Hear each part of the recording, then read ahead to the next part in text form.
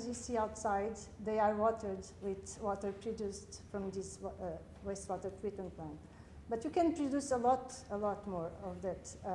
So what I'm trying to say is that we can treat water to be reused, and we can use it for our own consumption. We are doing what we can do by ourselves, but we have a spare volume of water. Unless we work with the municipality, with other players, we will not take part of the full potential we can do for our environment, for circularity. So solutions have to be shared, and we as water utilities, wastewater utilities, have to start thinking outside our own world and try thinking collectively. That's the only way we can go in terms of fighting and adapting to climate change. But we can share solutions, we can share innovation, but we still can go further than that, and we can share our knowledge and our experiences. I used to say that we should not be reinventing the wheel again and again. And that's why we are here. We are here today to share our experiences and to keep doing what we've been done also in the last few years. Even with the pandemic, things have slowed down, but now we're trying to fasten them up. And then the first part of the title of this workshop is making the most out of wastewater. And I have to tell you that when I read this title, Making the Most Out of Wastewater, I remembered an exhibition of contemporary art that I saw in Paris in the late 90s. It was in Georges Pompidou Center. It was an exhibition by a couple of contemporary artists, Gilbert and George. You can Google them. For those who don't know them, you can Google them. They are really different-minded people.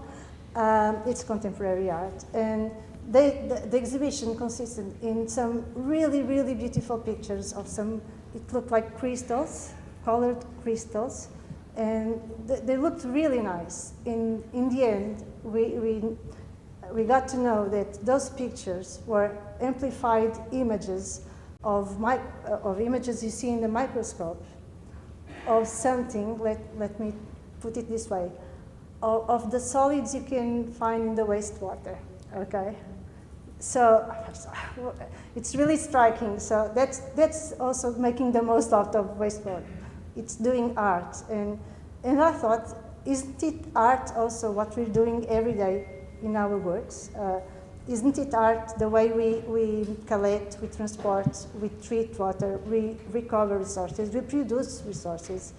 I'm sure it is. And so I'm just finishing by urging you and everyone who's seeing outside this room, let's make the most out of this day and let's embark on an authentic artistic experience.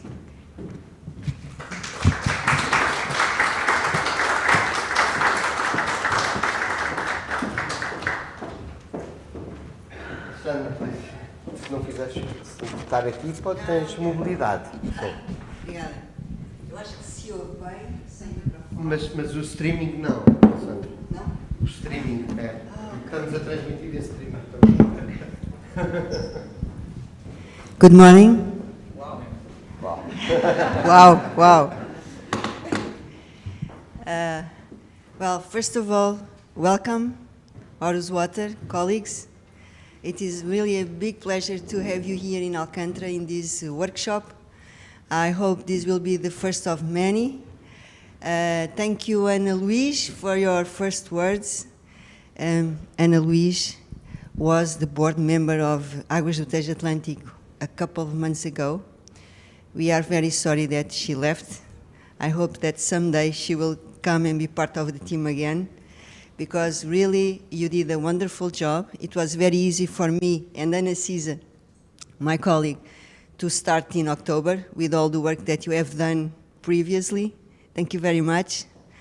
Thank you, Felizmina. Ah, you are here. the representative of the Portuguese Environmental Agency. Thank you very much for coming and joining us in this webinar. Well, we will start. Ana Luís already said almost everything. I have just a couple of words to tell you about Águas do Tejo Atlântico. My colleagues from Águas do Tejo Atlântico already knows everything, but I think it will be nice just to have a framework of what is our company for you that don't know it very well.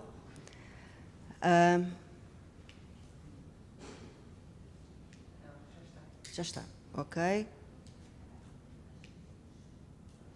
Technology sometimes it's tricky. I am. I should know how to do it. Well, so, Marcos. No, Marcos is not here. Marcos, help us. I don't know what's going on.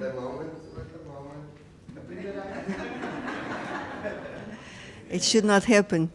And Laura, welcome also, Laura, because I know that you are here for some days. Yes. And I hope that you have nice technical visits to our facilities. Thank you very much for having us. It's been a pleasure. I'm looking forward to it tomorrow as well. Oh, yes, tomorrow as well. I think that today we are going to have a very quick visit to Alcântara plant also. And please, let us do this workshop, an informal workshop, where everybody can comment and make questions and interact with everybody. So I think that will be the best way to take the most value out of the workshop. So please, do not hesitate to talk and to comment on the presentations. So first of all, a little bit about the governance model of Águas do Tejo Atlântico, which is the model of every company in Águas de Portugal Group. We are really a very virtuous partnership between the central state, the government, and the municipalities. And here you can see this is the region where we work, the region we serve. It's an area with 2.4 million inhabitants. Águas do Tejo Atlântico is the largest wastewater utility in Portugal. We serve 23 municipalities. You can see here the distributions of the shares of the company. So the largest shareholder is Águas de Portugal. The second one is Lisbon, of course, the capital of Portugal. And then you can see all the others, the percentage in the shares of the company of all 23 municipalities. So we have the right bank of the estuary of Tagus. As Ana Luís said, this company worked a lot and built all the infrastructures, and we managed all the systems to take care of the Tagus estuary, which is a very rich and valuable ecosystem. And then all the municipalities of the West Coast with many beaches and very nice coastal areas. So, let's see if it works. In terms of infrastructures, very quickly, Tejo Atlântico is responsible for the management of more than 100 wastewater treatment plants. And from now on, I will never say more wastewater treatment plants, because we have a concept that these are no longer plants, these are water factories, really factories where we produce materials, recycled water, fertilizers, and so on. So it's 104 plants. Biogas production, we have some installations for the production of renewable energy, almost 300 pumping stations, almost 1,000 kilometers of pipes. More or less, these are our assets, okay? some numbers. These are from 2021. Wastewater treated. From this wastewater, 200 million cubic meters per year. Almost 1% is recycled water, mainly for our own uses. But during the workshop, we will get more information about recycled water. Energy production, sludge production. We are the biggest sludge producer of Águas Portugal Group. We are working a lot with ADP Valor about the bio-sludges plan, and I think Rita will talk about that also. Some financial indicators. This is our turnover. Last year, we are a very solid company in terms of economic and financial indicators. The investment that we have done in 2021, for 2022, we have about 35 million euros of investment. And our people, we are almost 400 people working in the operation, in the support services, engineering, etc. Now, we have a very short video.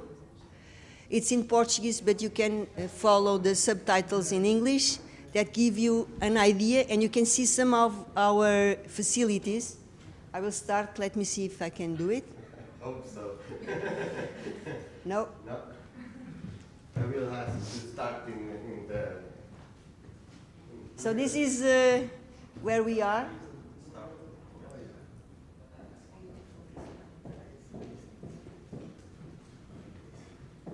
Sem som. Não tem som.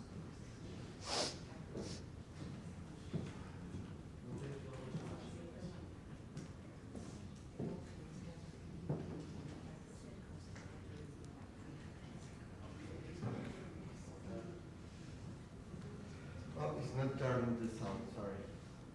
Oh, you can see the pictures. I think it's nice to see the pictures. I can talk a little bit.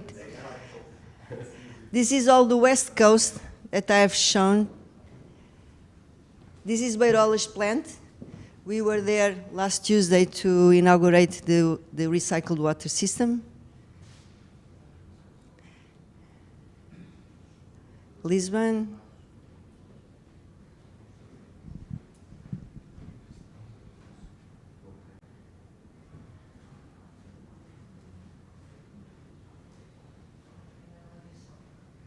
Actually, this was the short video that was prepared for the startup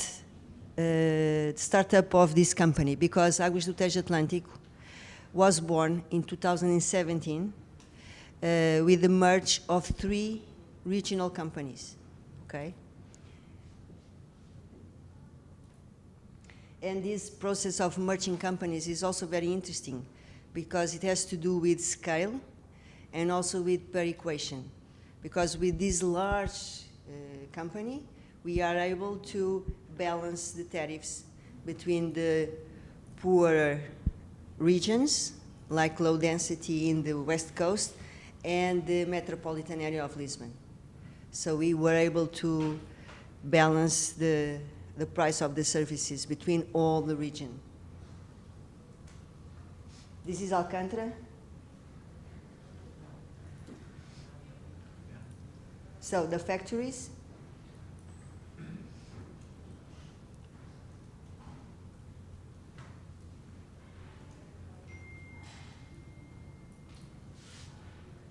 Energy is one of our main priorities, as you can imagine.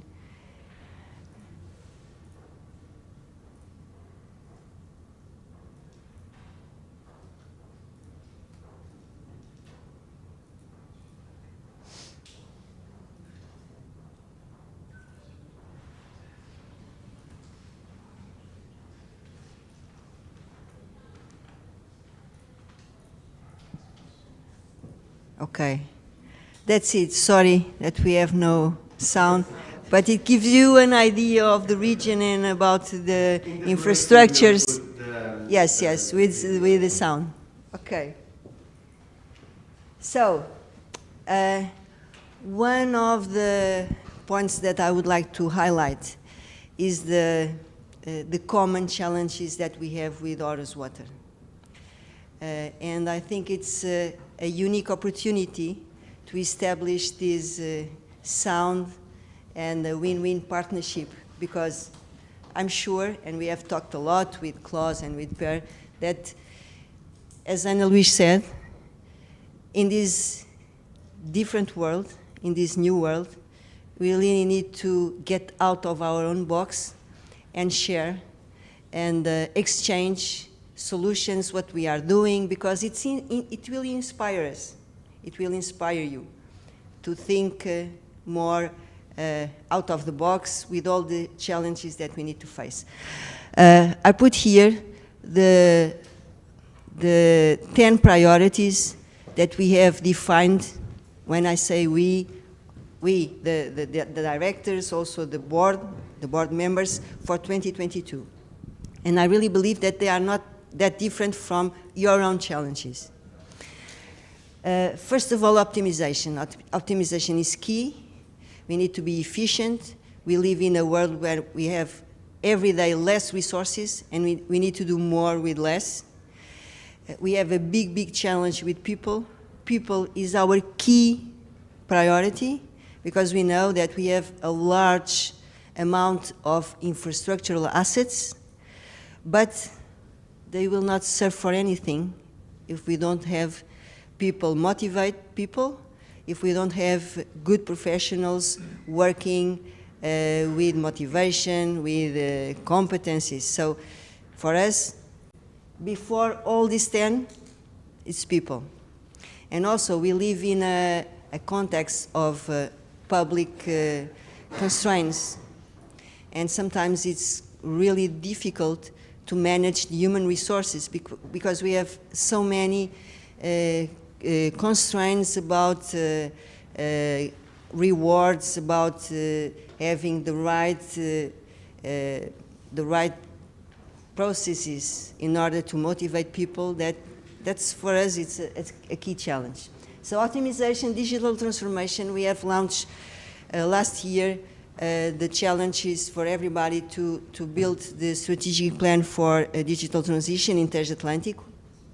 Simplex is very important for us, mainly in procurement, because as you have, we have also the procurement public legal framework, which is a challenge also.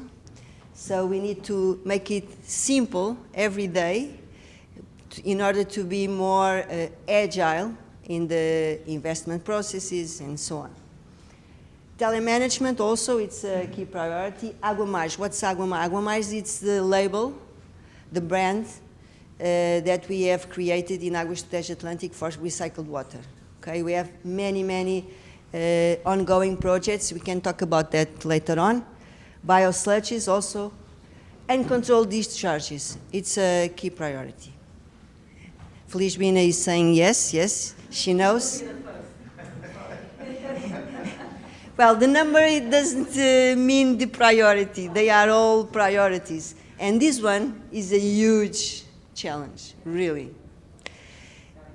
It has two sides in the same coin. In one side, it's the rainwater, okay? And in the other side is the industrial discharges in the municipality drainage systems that comes to our plants, our factories, and disturbs a lot the chemical and physical processes. And well, Anastasia is not here. She's coming. She is the woman, the person that started with the process of industrial discharges. And we have a plan that is going on. It's a unique and a pioneer plan where we are now working with municipalities and also with the environmental agency in order to help them, help the industries, help the municipalities to deal and to solve this problem, okay? Critical infrastructures. We have also been working, and Ana Luís is a key expert in asset management. and during her mission in Tejo Atlântico, she and the team of Tejo Atlântico of asset management made a great job in defining all the procedures for ISO 55001, and Tejo Atlântico is already certified. And for us, this is also a priority because we need to understand and also to give information to our stakeholders, namely the regulator, why we define certain priorities in the investment. And the investment plan cannot be disconnected from the asset management plan. And we have a special team working in asset management, which is really very critical. We have a ranking, and Luis knows this better than myself. We have established a ranking of critical infrastructures in Tejo Atlântico. The first one, the most critical infrastructure of Tejo Atlântico, Felizbina, do you know? It's not that difficult. It's GIA. GIA plant is the top one in terms of criticism and risk also, I think, both. Yes. The second one is not a water factory. It's not a wastewater treatment plant. It's a pumping station here in Lisbon, a huge pumping station that can have a great impact in the surroundings if there is a problem. So it's really very critical. Then energy. We have here with us Nicole. Nicole is the woman in the team of energy efficiency, and they are doing a great job. Tejo Atlântico can be proud to say that we have one plant here that is almost energy neutral for many reasons that we can then discuss. And PECTUR. PECTUR is acronyms that you don't understand. PECTUR is the strategic plan for the compliance with the titles of wastewater discharge in the water bodies. So APA is the authority that gives the titles with the parameters of the wastewater that we can discharge in the water bodies. And APA is doing a great job. APA is always more demanding than before. So we have new demands in some of our plants, more requirements to treat more the wastewater. So we are discussing and working with APA in order to establish a monitoring system to analyze the impact in the water bodies of our discharges, and then to see with APA if the requirements are okay or if they can be less or higher demanding. So this is very important for us in terms of the quality of the service and in terms of the protection of the water bodies. So these are our 10 top priorities. Actually, they are 11 because of the people, yes? This is very, very impressive. So we're really happy to learn about that. You mentioned that you're servicing 2.2 million people. So you are an organization with a certain scale, a certain capacity. Yes. Could you reflect a little bit upon the scale of your organization, the ability to have staff with such strategic tasks assigned, and I mean, what's the scale necessary for actually working at this level? I'm not sure if to work at this level, it has to do with scale, okay? Because we have other examples in Portugal with other companies of Águas Portugal that are smaller, and they are doing the same, they have the same roadmap, okay? Of course, that a large organization with scale as we are, I believe, and my colleagues and Hugo, I think we are all in the same page. We have a special responsibility due to our scale, is to move forward more quickly, more agile, to be a kind of inspiration for the other companies. Because in these 10 priorities, in some of them, we are very well, and we know that in some of them, we have a large way to go, okay? And in other ADP companies, it's the opposite. They are maybe very, very well in some of these, and we can learn with them. So the benefit of Águas Portugal Group is this network of companies in different stages.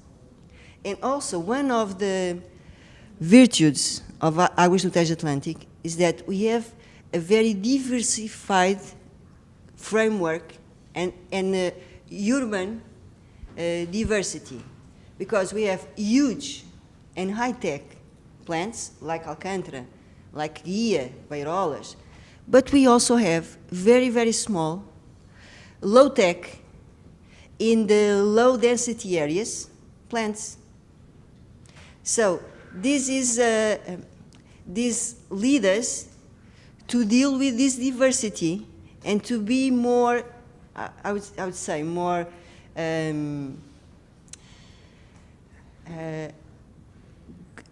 to understand the different contexts and be inspired by each of them. It's very interesting for us. So to answer your question, I think scale is important, but it's not everything. In smaller scales, you can be so proactive and so innovative as we are. I don't know if I answer your question. So I talk too much. I only had 5 minutes. I go for 15 minutes. I just would like to say to you that, unfortunately, our colleague from the municipality of Lisbon, Catarina Freitas, is with a severe flu, and she cannot come. And she's sorry, and we are sorry for that, but I believe that we'll have other opportunities to be with Catarina Freitas. Klaus, the stage is yours. Thank you very much. Thank you.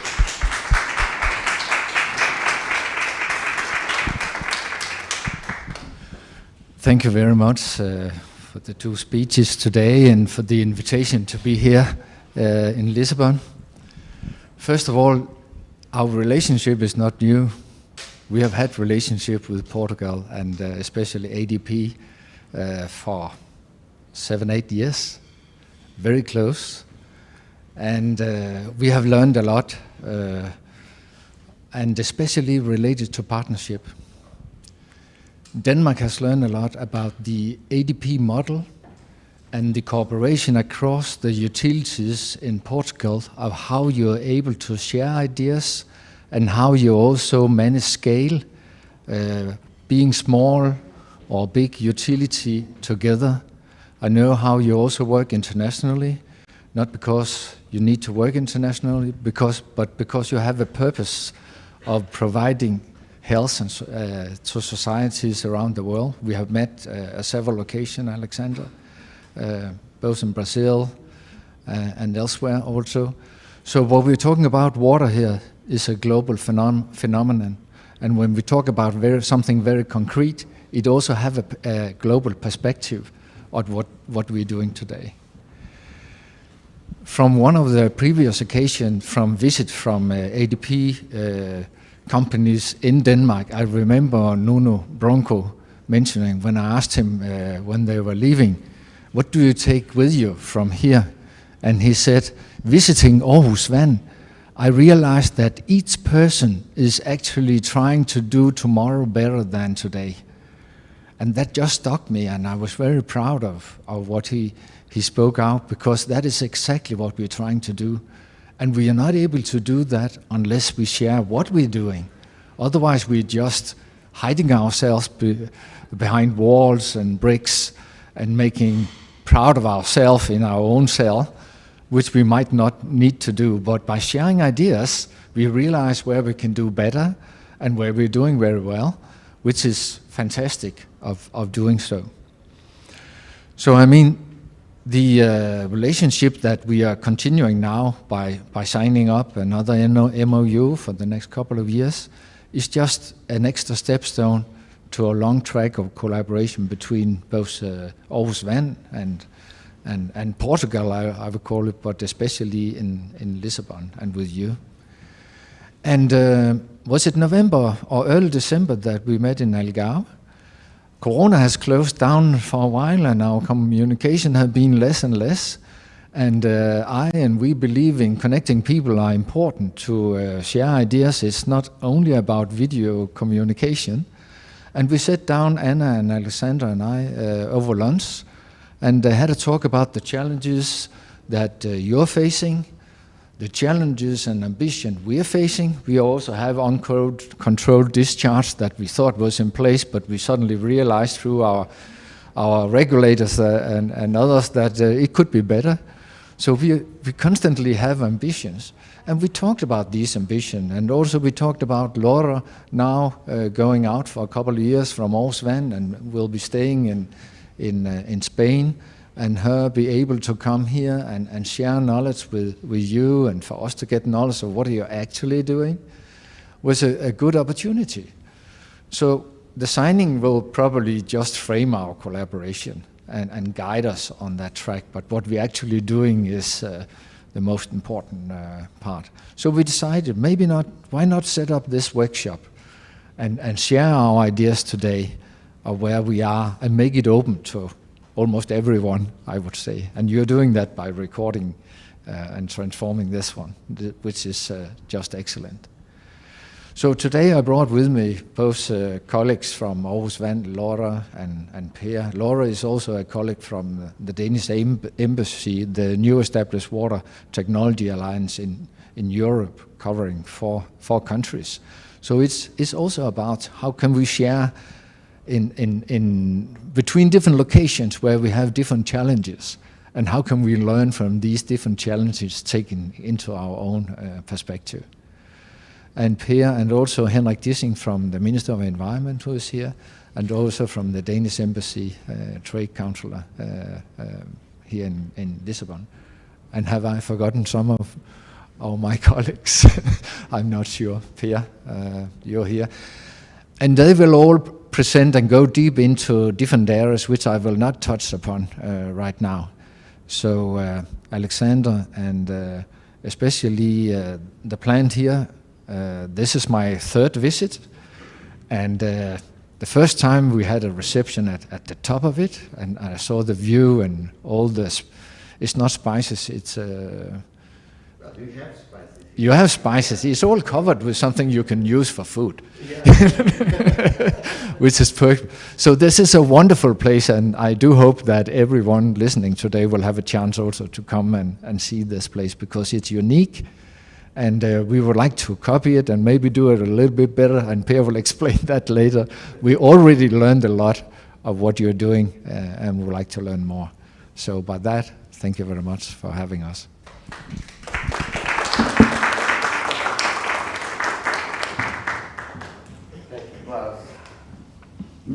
Well, we will start now the technical program with Feliz Bina Quadro and Quadrado. I'm sorry, Feliz Bina Quadrado. And okay, the stage is yours. I will get the presentation. Okay. Good morning. It's a great pleasure to be here with you. You can. I will ask for the presentation. Also, I want to thank the Águas do Tejo Atlântico for the invitation to be here and have the opportunity to share with you our concerns about the water management in context of climate changes. Let's see if the technology works. Yes, it works. Okay, and climate changes are already here. the impacts, we are feeling it. And I would like to share with you these two graphics. One of them is about the air temperature, the other one is about precipitation, anomalies to precipitation. As you can see, and this data is from 1930 until today. As you can see, we have the warmest years, most of them after the 2000s. So that's a reality, and the rise of temperature will imply, of course, the growing of more abstractions, more need to consumption water. But the most interesting is this graphic about the negative and positive anomalies to precipitation. The blue one is the positive, of course.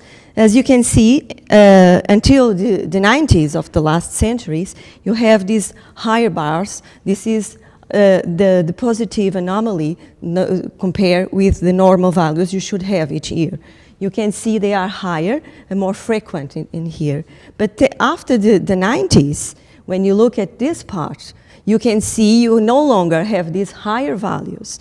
We don't have wet years, very wet years, in order to fulfill our reservoirs, our groundwaters. So this is the problem. And when you look at the negative anomaly, you see the opposite. You see here you have high values more frequently years with negative anomaly. This is what we are facing now. So we must be prepared to deal with this. Of course, this means also less water available, less fresh water available. Of course, I have to face with all the abstractions that I need for the economic activities, but also for the discharge of loads. And what Alexandre just said is because if you want to fulfill the good status, we must be we have a concern with the limits we must impose in the permits in order to achieve the good status. So it's a challenge in everywhere and for everyone. But it's not only, and I think this is important because we have here people from not only from Portugal. This is not a problem only of the south of the countries in Europe. And you saw, namely in this year, some problems in the north of Europe. They were perhaps not so used to this concern, but it was a huge problem for them, namely in these years. And this was important because we started to talk about drought and water scarcity in Europe, and not only on floods. And we must talk about this issue because it's important and it's going to affect all of us. Looking again at Portugal and what's happening this year, everyone I think remember, perhaps the youngest, I don't know, but everyone remembers our more severe drought, that the recent more severe war, it was this year, 2004, 2005. It was a terrible year, a very severe drought we have. And when we look at the data of the precipitation we have this hydrological year, you can see we are below what we have in 2004. So, and this must have to have some alarms to us to say we must change the way we use water. This is, of course, we are, most of the country is in extreme drought or in severe drought. Of course, in March we have some rain. This is at the end of February. In March we have some rain. Of course, the journalists always ask me when you have one day of rain, it's okay now? All the reservoirs are full now? No, of course not. Of course, our soil was very dry. We only, I think, achieved the normal values of precipitation we should have in March, and we needed a very more than that to begin to feel the results at the hydrological level. So, as you can see, and the problem is this is not a year we have now. Since 2015, in the south of the country, this area, I think Tagus River is a border. We have problems of drought. So this is our reality today that we have to to deal with. Well, in order to see, because it's important, you know, we must know how much water do we have, how much water we're going to have in the future, because most of the sectors, namely agriculture, when we talk about problems of not enough water, they do the business as usual. Let's build another dam. Let's make some groundwater abstractions, but we have dams, and they don't fulfill. They are empty. So, is this the way again? Okay, so we made a study, and we look at the data since always 1930 until 2015, and to see what was the difference. And when we look at this data, and we look what was the values until the 90s, and in the 90s until now, you see we have lost to precipitation by 50% less. We have less water for the Portugal. Of course, looking at the different regions, as you can see, the values are different. And in the north, and I have my vice president who said, yeah, it's not possible, it's always raining there, and you're telling me I have less water? Yes, of course, I have less water. And we are facing this year about the problems, and you're going to see what you have. When you're talking about the flow and the freshwater availability, we have lost 20% since the 90s until now. So less water. When I have projects that people go get it from, that were developed in the 60s and in the 50s and the 60s and the last century, and they give it, and I'm going to do this project, but this project, you no longer have this water. You should not use this project. You must make the new studies to see if this project you want to intend to do is still have a success. So this is our dilemma, and it's very difficult to give this message sometimes for some of the sectors. Just a comment. Águas do Tejo Atlântico is in region 5A. Yes. So you can see that it's the highest reduction. It's one of the highest reduction. Southwest the same, okay. Yes. Because of this also, you see, because we are, as you know, a downstream country. We share most of our watersheds with Spain. And of course, in Spain, they have the same problem. And we have analyzed how much in the part of the international basin located in Spain, what was the reductions in terms of annual flow. As you can see, Tagus and Guadiana, these two in the south, they are where we have the main difference, what we should have, we have in the past. So this is the scenario, sorry. And then, of course, climate changes, we must know for the climate scenarios, what will be the future.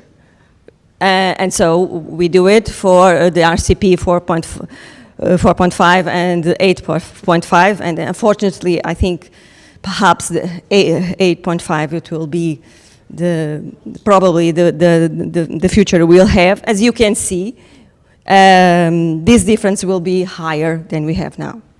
So we must learn to live with less water, be efficient, and have another alternatives, because this is what we're going to face. Of course, looking, and this is the values of this week for reservoir storage. As you can see, in all the basins, we have the storage below the medium values we should have in this part of the year. So only Douro is not facing that problem, but at the other regions, as you can see, less water. So we have reservoirs. This is the water we have in reservoirs. We have the reservoirs, but even so, we have these problems. They are not fulfilled. And of course, the more difficult to give water for all the needs we have. This is groundwaters. And the red color is not a good one, because it means I have the levels in the groundwaters are below the percentile 20. So we don't have the water we need. With groundwaters in Portugal, they have basically they are not public waters, they are private waters, because they have the same owner as the land. If the land is public, it's the water are public. If the land is private, the water are private. Of course, most of the land is private, so this is a very difficult to manage this resource. But they are very, very important. In 2004 and 2005, that severe drought that I talked to you, they were very important for water supply for human consumption. They were the ones that helped us to face that crisis. So we in a Portuguese Environment Agency try to protect these waters. It's not easy because I'm going to show you how it is difficult, but they are very, very, very important. But as you can see, and when people tell me, and I think the new CAP didn't understand also this issue, because they have always financing new abstractions, and it's not only, I don't say don't do any more, no, but could not be the only solution. And what we saw, at least in Portugal, but I think and the other countries in Europe, because if it is this incentive is in the new CAP, it's because the countries think like that, is to build new dams and to have new groundwater abstractions. But this is what water we have there. So is this to continues to be the way? When you look how our needs is, we every year in average values is 6 billion of cubic meters we need to all of our needs. If you, I don't know if you know Alqueva, but it's similar to Alqueva reservoirs each year. It's our biggest reservoir. So as you can see, it's a lot, and basically are distributed by surface and groundwater, being more surface now than the use of groundwater. Of course, agriculture, it's the main consumer, of course, and then urban and also industry. I think the concept of efficiency should be applied not only to agriculture, because they say to me, yes, I spend a lot of water, but I produce food, and the water is in the food, so I'm not a consumer. This is a discussion with the sectors, you know. Nobody, and I said, I'm not a consumer also, because I drink the water, but then I return them, so I'm not a consumer. No, nobody is a consumer. But this is an interesting discussion, because people sometimes react to these numbers very badly when I say it's 70% for agriculture.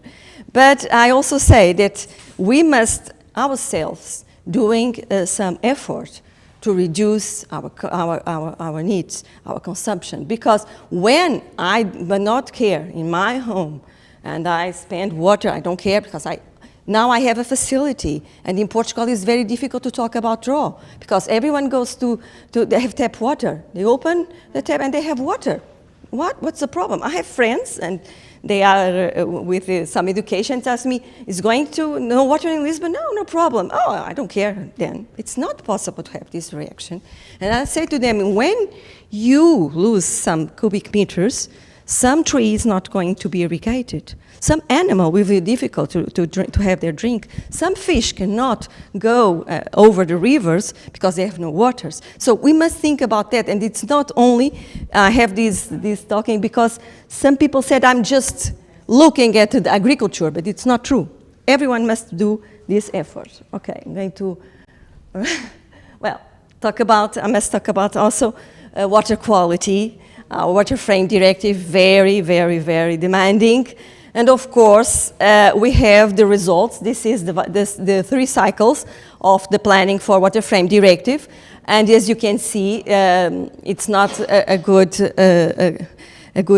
picture, because we have decreased the number of water bodies in good states. But of course, we must say this. It's because now we have made an effort to monitorize all the water bodies. So I have less water bodies with unknown states. So this is also important. Also, Portugal, during 2015 until 2020, we have several dry periods. And so this was also some consequences on this. But of course, we have also problems of some pressures related with nutrients and organic, some pesticides also. Of course, the main pressures are the urban, agriculture, and livestock, and also the hydromorphological changes.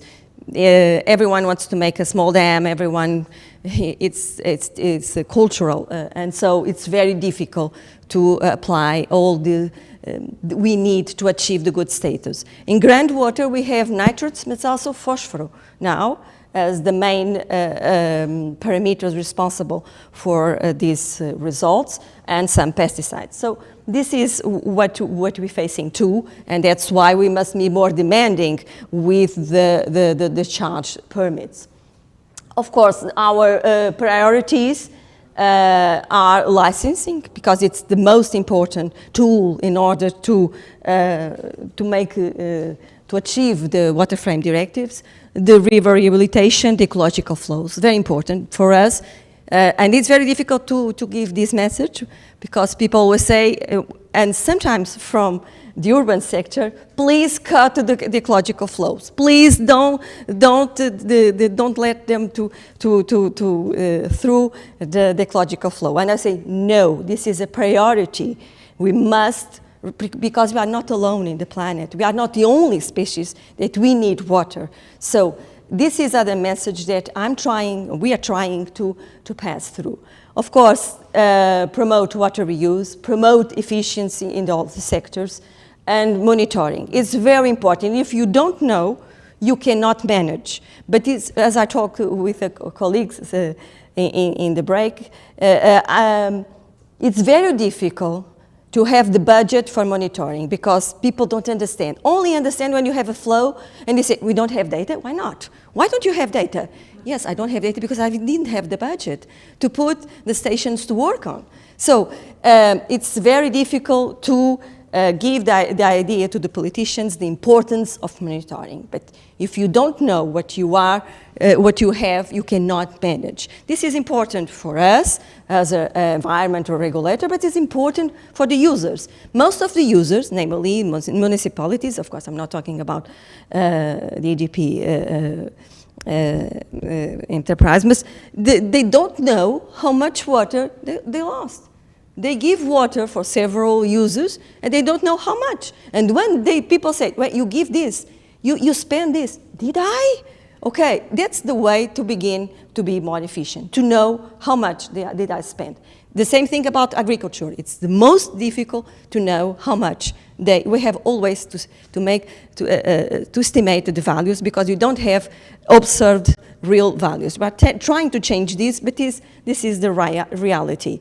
Of course, we need to increase with Spain. We are working with that, namely in this issue, drought and water scarcity. We have a lot of work done with the management of floods, but in these areas we need to start really a new conversation and have a similar approach for this team.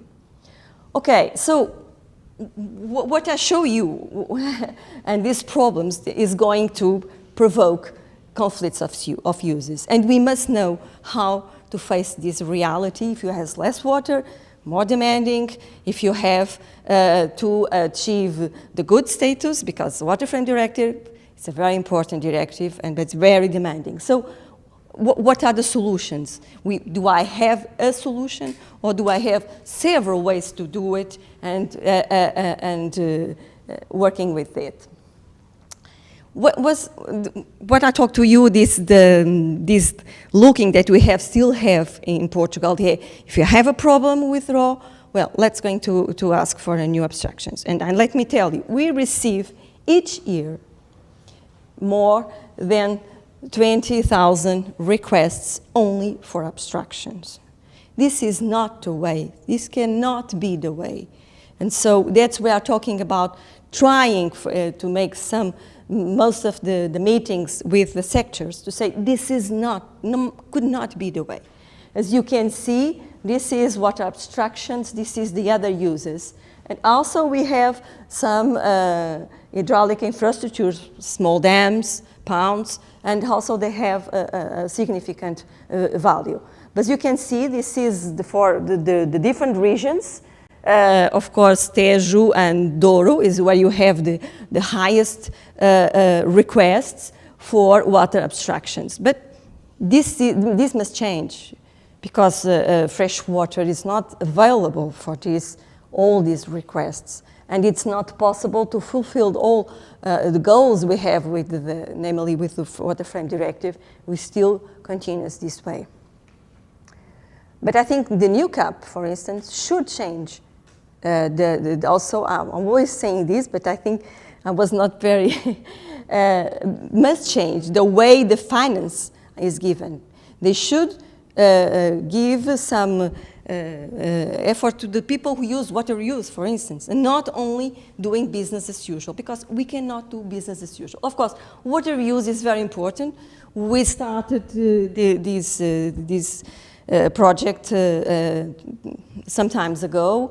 We are working with the group that was responsible in Europe for the regulation we have. We also are with the ISO group that are working with this matter. And so for us, water use is really, it's not the solution, it's part of the solution. Because sometimes the agriculture say, well, this water waste treatment plant only can give me 5,000 of cubic meters, and I need much more. Of course, it's not all what you need, because looking if you can give me what I need, no, it's not a solution. No, but can give you part of the solution.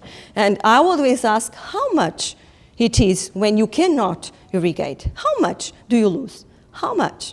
It's not to irrigate. For instance, we have a reservoir, very important in the south, Monte Rocha, and for 7 years, the maximum it can reach, it was nearly 25% of the storage. So they don't have water for these years to irrigate what they need. How much they lose? Of course, there are some challenges. This is, Sandra is looking at the clock, I'm going to run. Okay, you know all this, the importance, what you can gain with these in terms of quantity and quality aspects, the part of the recover of nutrients, the important, all these matters. So, you know this. I would like to. Okay, I would like to, because in Portugal they say, oh, the Portuguese law is so demanding, you want to have everything. Well, we compare what we have in our decree law and what it is in the regulation, because if it is in the European regulation, we must do it. So what we compare here, the difference it's only two. Because the European regulation only is related with agricultural irrigation, and the only reclaimed water sources is from urban wastewater treatment plants. For us, in Portugal, we put all the no potable uses, and we can have other reclaimed water sources. We're going to explain how. And also, we have the applicable for the production and for the use. And in the regulation, we only have for discussion for the producer. But the other things, the fit for purpose, the multi-barrier system, defining a risk management plan, a risk assessment, it's the same, because the source is the same. It was the ISO, and we have worked with this European group in order to, and so we put in our law, being approved before the regulation, the same demanding. So, of course, this is, we must, of course, being more demanding. This is, perhaps you can see that later, this is comparing, of course, what we have in Portugal, what we should do it with the regulation, and also, what I always talk about with agriculture, that at the end, they have already to comply with some for the food safety with legislation already exists. So this is important to say because in Portugal it's very difficult to have agriculture interesting in this matter, because fresh water is still available and very cheap. This is our system. Of course, perhaps you already know, but we have centralized and decentralized system. The centralized is related with the urban waste treatment plants that can the only ones who can produce for others to use. The decentralized could be industries or other sources of treated wastewaters only can use for themselves. So this is how we organize, and I'm not going to spend so much time. We made a guide. We are already also working in Europe for a guide, and let me tell you, they are asking us to give them some of the chapters we have here in the guide. That was very criticized here in Portugal. We Portuguese are like this. We never like the things we do. We think the others do it better. But okay, at least others think we do something not quite right. Okay, so we have a guideline in order to help and say how you can obtain the permits and also how to do the methodology to the risk characterization. This is very important because it's like this. If you must.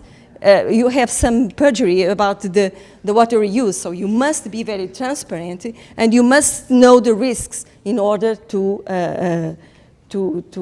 work.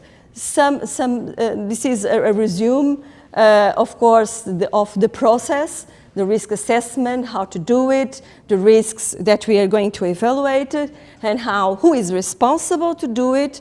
Of course, you can have a combination, like it happens in Berola's example, with the producer and the user, and they have the same study about the risk management, but it could be made separated, of course. And then the permits. Then the permits have all these, the validation of the risk assessment, the conditions for the risk management, the quality standard for health and environment protections, and also the monitoring you must do because you must know how the system works. So this is how we are organized. Some challenge, of course, it's different if you have the point of delivery very near your treatment plant, or if you have a long way to go, because it's more difficult to guarantee the quality of the water, of course.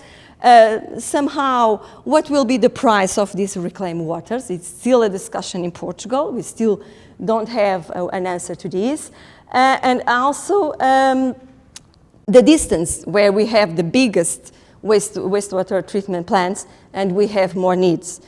Because as you see, near the coast is where we have the more population, is where we have the bigger plants, but we need, for agriculture, it's far away, it's far away the sea. So this is a challenge. And of course, we need to work in this way, the access to fresh water. We need to be more conservative about the licensing of new abstractions and make more restrictions on the existing permits. But this is not this is a point very hot when I discuss it, as you can imagine. And also the freshwater prices, we have taxes for using the water. That is for agriculture, for instance, it's very cheap, very. And we must prioritize the funding, especially the European funding, for projects that involve reuse and instead of fresh waters. So this is something we must do. Other challenges we have, basically, more for the future. I think we make some good examples for now, and I think it's very important to share with the others to see it's possible. What happens in Lisbon, it was very important. This is the capital. This is an important green space in Lisbon with a lot of people. And we have the project, and we made it possible to irrigate these spaces with reclaimed waters. So this was a huge path we do it, and so we must do it to share with also with other countries, because people say that in the north, I don't know, they don't like water reuse. I don't know if it is true or not, because but I think it's important to have here other views and other experience. Of course, we must increase the efficiency in all the sectors. And we have a problem, but not only in water reuse, in all of the discharges we have now. This is the compounds of emerging concern, and so we need also to make some work about this, but this is a concern for all the water we use. Other aspect is this, is the public acceptance. And so we must be, and that's why we are so demanding, because we are saying to people, and we can say it in Lisbon, that we know all the risks. We have minimized that risks for a level of no importance. And if we have a problem, we know where we have the red lines and we have the worst sites, and we can do all the measures because we have defined it. This is very important to people feel safe of using that space, because knowing that we have studied. That's why we are so demanding. That's why we are so not bureaucratic, but we have to have everything look out. Because if you have some problem, people, even if it's not from reclaimed waters, people is going to say, yes, they are irrigating with this, and now I'm not well. And I say, no, because I have the data, and I show you it was not that. If I don't have it, we always say, well, what it was, okay? Well, final remarks. I'm sorry, I have to talk a lot. I have that problem. I love water, and so I talk a lot. But, well, first of all, we must be more efficient. Of course, water use, it's very important. It's not the solution, it's part of the solution. And I think this regulation, the European regulation, give us some support, because every country should, if they want to produce water reuse, they should use this regulation. And so no one can tell us that our products, if they are irrigated with water reuse that complies with the regulation, could not be accepted. Because if you comply, you have all the market of, to distribute your food. This was very important. So I think it's important to give this idea to our colleagues from agriculture. Of course, we must increase transparency. That's why we are so demanding, in order to say people, and I already said that we are doing the right way and we are controlling the process. That's its most important. And especially you must motivate young people. I try to do this in some exercise with schools, because they can bring to their parents and say, Father, don't be afraid. Reclaimed waters are safe. Thank you.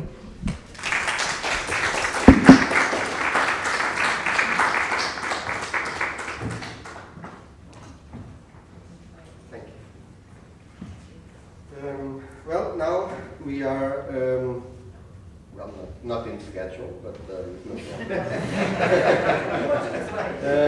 so Danish Environment Agency with Eric Dissing. Okay. Thank you very much. While my VT appears, I will ask her. I will definitely say to you that you are doing a great job. I was very impressed with this presentation. Because it's streaming. Okay, sorry. Okay, well, I would like to repeat that I think that what you're doing is very, very good. And I was very happy to listen to your super interesting presentation. I hope all presentations will be shared. I would like a copy, at least. I will try now to take you through how the regulatory framework in Denmark, and particularly regarding the framework for the utilities, have developed over the years. Before that, just 2 words about myself. I come from the Danish Environmental Protection Agency, so we are a sister agency of APA. I'm in the international unit, which means that I'm involved in cooperation with various countries. 2 weeks ago I was in California, and I see a lot of similarities between the challenges you have on the Iberian Peninsula and in California, and I would actually like to try to find ways to also connect, to make a triangle between Iberia and California and Denmark. That would be very, I think that holds some perspective. I'm also involved in the work with China, and that means that I've been working with the international unit of the Portuguese Ministry for Environment since 2012 on the cooperation between European countries and China. And so that has given me a lot of very good contacts with Águas de Portugal, with the Portugal Water Partnership, with specific companies, and of course also from the ministry, and that has been a very big pleasure. So I'm very happy to also be part of promoting this cooperation. Anyhow, going back to my presentation, the headline is that regulation and innovation has been going hand in hand, but it has changed its picture, and that's what I would like to share with you. Just a few words about water in Denmark. We have a number of wastewater treatment plants which are comparable, I think, to Portugal. You are roughly twice in size, but I think we have something like that. But when it comes to number of utilities, you have a different structure with Águas de Portugal group taking up a huge part of the volume here. And I'm actually very impressed by how the Águas de Portugal group is working. It's very inspiring. We have, talking about today's topic, today an energy self-sufficiency rate overall of 70% for the Danish utilities, but with some of them becoming now energy producing. I actually like such type of figures because it shows, first of all, very clearly that groundwater is by far the main water resource in Denmark. And as you can see, almost half of it goes to agriculture. So we know about applications from farmers about they would like to use water. What you can also see is we don't have a circular approach yet. It's taken and is basically thrown away again. And a lot of opportunity lies within that one, how to bring that cycle back. What we can also see from a figure like this one, that a lot of the water passes, overall passes through the utilities in Denmark. And of course, therefore, the way utilities operate and act is a key to how things are going. And one of the conclusions I would like to convey to you, that maybe the most important piece of regulation was not about what utilities were allowed to do and not allowed to do, etc. But that was the fact that approximately 10 years ago, the utilities were basically turned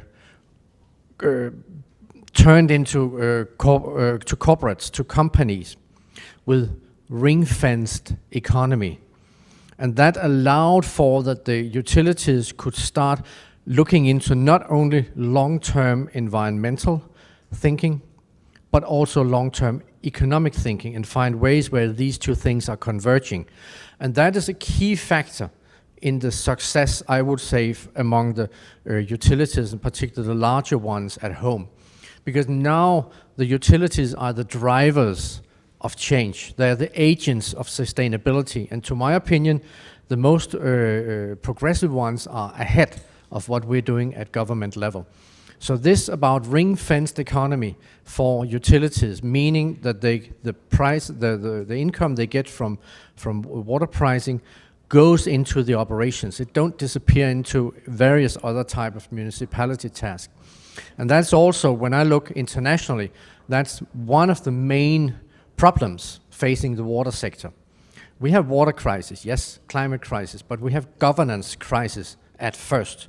So if we don't turn the operations of the key players into one where their economy, their decisions about how to get the human resources on board, new staff, etc., all of that converge in the same direction as the environmental targets.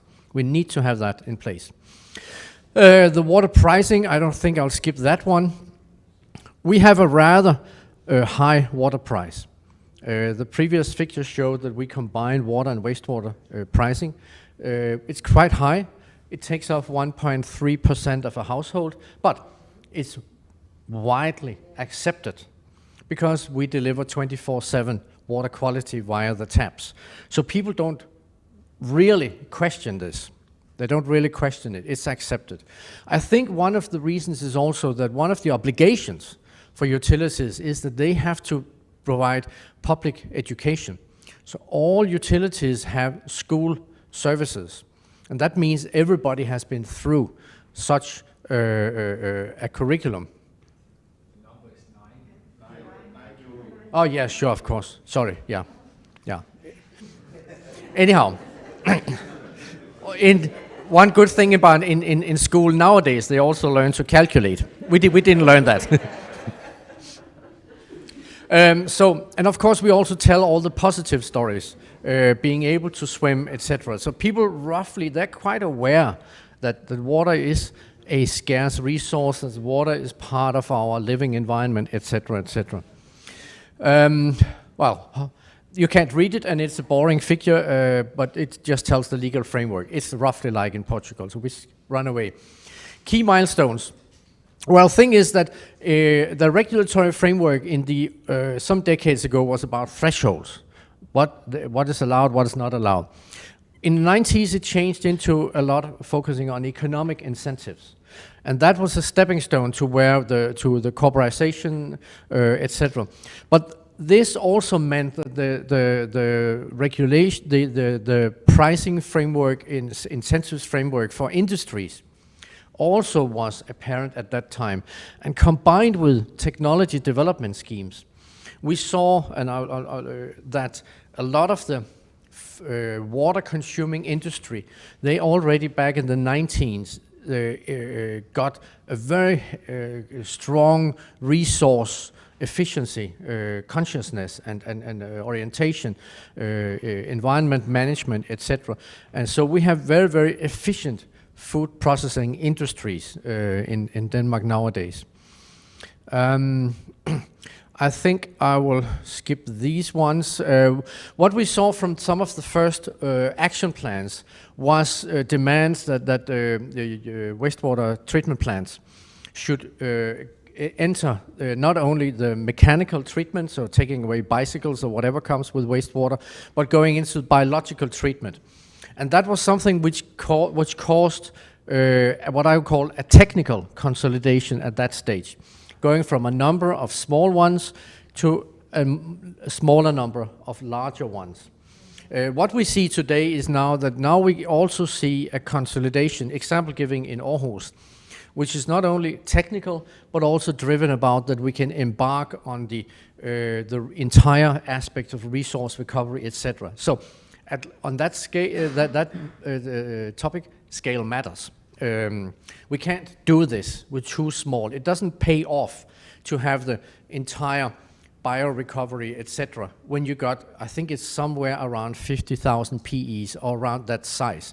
Below, it doesn't work. So I think we need to look into consolidation for these arguments. The environmental result, 1989, you can see this was roughly where the discharging of nitrogen, phosphorus, and organic matter dropped dramatically. And that reflects a lot on the user side. It also reflects on the treatment side, so these two things went very well hand in hand. What happened here, of course, was this meant, I mean, we got into focus on aeration and other things which are energy demanding. So if I had a similar figure showing the energy use at a treatment plant, it would probably look like this. And that was, of course, what when we came into the last couple of decades, that this energy use had to drop somehow. You can see the amount coming from the wastewater treatment plants regarding nitrogen, same with phosphorus. So it's a huge effort here at the treatment plants, which has meant that we have dropped to a much lower level. We had extreme problems with eutrophication back in the 80s. Today it's still a topic, particularly because that phosphorus is still in the lakes. It's very, very difficult and slow to get rid of it. Economic and efficiency, that's where interesting things coming in, and particularly this Water Sector Act with corporatization, still municipally owned, like here in you have here, but this framework is super efficient. There were some efficiency requirements, price cap reductions, and that means we have an agency now controlling the pricing of the utilities. How are they allowed to increase the prices, etc. That is a battleground between that agency and utilities, and you can find a lot of people from utilities in Denmark who have a lot of opinions about this agency. Fortunately, it's not us, but somebody else. So we are good friends with utilities, and they have a different relation. But again, my observation, I don't know if it's politically correct, is when we get to the larger utilities, that problem is not so big. So I think that part of that discussion should look into the element of consolidation. We don't need around, 80 utilities dealing with wastewater in Denmark. We should have much less. Or we should have a structure like the Águas de Portugal group. So one key driver in Denmark, that definitely has been the energy pricing, and particularly on electricity. As I said, that grew with a focus on biological treatment, etc. And it did so around end of 70s.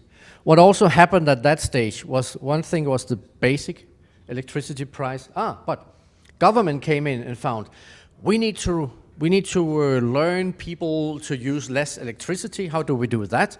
We put a tariff on it. That's a nice way of educating that it costs. But there's this small detail about if government gets a tariff, that's a nice income for government. But that meant that the pricing of electricity has gone up, and that means both for utilities but also for industries. That was the key driver for the interest on the economic parameters. That was not regulation from the environmental side, but basically something which comes from other sources. But that has been a key thing.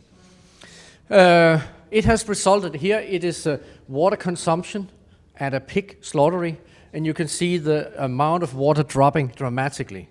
So this is the key to dealing with less water, is to ensure that food processing, the water consuming industries, they get into it. I don't know where the Portuguese breweries or slaughteries or dairies or whatever, where they are on this, but I would really urge to look into that. Our dairies are now looking into become zero water use dairies, because they find ways of reusing all the water which is part of milk. So that's where they are, and it pays off for them due to the high prices. So if you have subsidized energy and electricity prices, that's the worst problem you all face in the regulatory framework. That's a key killer for any type of sustainability. So the corporatization, I think I have mentioned it and phrased that, and it seems to me, without knowing that the Portuguese utilities have the same type of framework. But example giving, what my impression from Spain is, we have a completely different picture. It also means that for companies it pays off to look into what is not only the procurement cost, but the operating cost for a given technology. And here you can see the difference from procuring valves and filters from a company, you can't read it, but it's from a company called AVK, which have some really high quality components. And it's more expensive than their competitors, but they don't have any costs for maintenance, repairs, etc. It's not something, it's a little bit complicated if you have valves and fittings for your pipes, and after 5 years, they break down, and you have to repair it. It's a hell of a lot of cost for digging up, blah, blah, blah, blah, blah. So all of these operating costs, they are skyrocketing. But if a utility is running on front-loading their economy with public grants for procurement, they will look into this one. If a utility is looking into long-term economy and they can have this ring-fenced economy, they'll turn their attention to this one because they will look at the OPEX cost. So any countries where utilities are running on grants from government or EU to finance their investments, their new infrastructure, they will get this instead, long-term operational costs.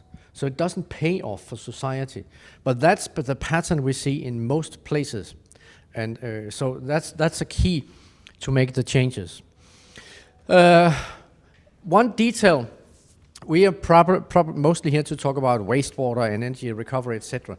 But the fact that if utilities are both water supply and wastewater, they can also start looking into the economics of the whole water cycle. And one of the places where a utility moving into this with the ring-fenced economy have the low-hanging fruits on the economic side, that is on non-revenue water. Because the water losses are equal to money lost. And money lost means it's money which cannot be used to finance the other parts of the water cycle where it might be more costly. So again, if utilities are running on the wrong economic model, they don't basically have interest in deal with it. That doesn't pay off for them. They don't care. And this is what we see I went to again, as I said, I'm running in working with different type of countries, and we see that there is correspondence between places where non-revenue water is at 20, 30, 40, 50%. And that is often up in water scarcity prone areas. It doesn't make sense until you look into the economic framework as such. So non-revenue water is easy hanging fruits to get revenues. Another thing, not talk so much about it, but it really is a topic of I really look into. That is the perspective of digitalization. A company, and probably Águas de Portugal has been through this, but a company which has just embarking on automatization, which is the lowest level of the digital transformation, they can pick up cost reductions like 30-40% or something like that, just by starting to get the overview and starting to embark on automatization as such.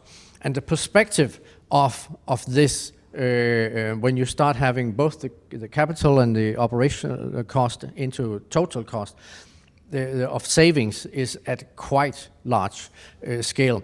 It has been estimated by Bluefield Research, which is very interesting to follow, at a roughly 0.5% of the asset value, which, if you start calculating, is actually quite a nice amount. So, one of the things we've been doing at home is in a public-private cooperation, is to develop a benchmark model where all the utilities now are obliged, it's still voluntary for some time still to come, but at some stage it will be mandatory. But to start reporting not only on environmental performance, but also economic performance, climate emissions performance, etc. So getting the overview. As you said, if you don't monitor, you can't manage. And that is up against that the Danish water sector jointly has given hand on. We want to be energy and climate neutral by 2030, and in society as such. Looking across all the various sectors, energy-using sectors, the water sector is actually one of the places where you can get energy neutrality first, because we have exactly what we're talking about here. The resources embedded in wastewater can be turned into energy production. This is from one of the other utilities who is working very interestingly on this one, and I like the figure, the graphics of this one, because so it's easy to communicate that with all the organic waste and the wastewater into these thermal hydrolysis, you can extract and get a lot of benefits, and you know the story from here. But what we don't have in Denmark yet, and is an easy to operate joint public regulation tool. So we can ensure that all of the public regulation related to this one, because here we move outside of the environmental regulation, we got energy regulation, but we also have, for some of this, we got the health regulation. And the health regulation is often overseen. But that's where the killer for this is, because if you can't dispose the organic matters in here, it's part of the economy, which also goes away. So then it suddenly becomes a cost to get rid of it instead of an income, because you can sell it as fertilizers. So here we need to, we're considering to develop such a tool, a manual for how do you get all of the elements on board for feasibility studies and for the regulatory aspect. So we deal with it at the beginning and not in the end of a process considering all of that. And again, there's something about scale in order that this pays off. And I think that will be a consolidation factor at some stage. How was my time? I'm far overused, I guess. It's bad. I think I'll then skip something, but I'm quite certain that the Aarhus people will be happy to tell about their results. So, so what you can still see also here that this is part of our benchmarking. That maybe that figure is not so easy to read, so I'll skip and go to this one. You can still see that majority of utilities in Denmark are still energy consuming, while a few ones. And fortunately, do we have Aarhus? Well, not here, but anyhow. Yeah, it's a long time ago. But the important thing is, it's still the majority are on the track, are working in this direction, but they're not made it yet. I think I'll skip that one. Yeah, but we still hope we can make it by 2030, that in total we will become climate neutral. There are some elements of, this sounds, fantastic, and Denmark's doing so well. Well, part of it is because that related to protecting the groundwater. We are having, skovrejsning på engelsk? Yeah, we have reforestation as part of groundwater protection, and reforestation, that means carbon uptake. That's part of the equation. Another thing is also that we already now have the amount of nutrients, etc., in the discharges from the industries, as I told before, has dropped down. That means there's less to clean. So that's also part of our equation. So looking ahead, we will still be in business because we got a lot of things to deal with. Contaminants, hormone disruptions and chemical residues and pharmaceuticals, and what do we have? So there's a lot of things to deal with. We need to find ways to extend the digitalization to all utilities because they have not started all of them. increase the benefit from AI. So there are things to cooperate about here. And EU is coming in. And I will say, when I'm outside of Europe, I do say that the Water Framework Directive was a fantastic piece of legislation. Demanding, yes, but it's really the move to looking at the whole water cycle in one plan was a fantastic move. The second thing is also that the EU Green Deal is really, really, really interesting and it's very interesting. Zero emission action plans will challenge us, yes, but they are very ambitious. What is also, I think, for utilities important to notice.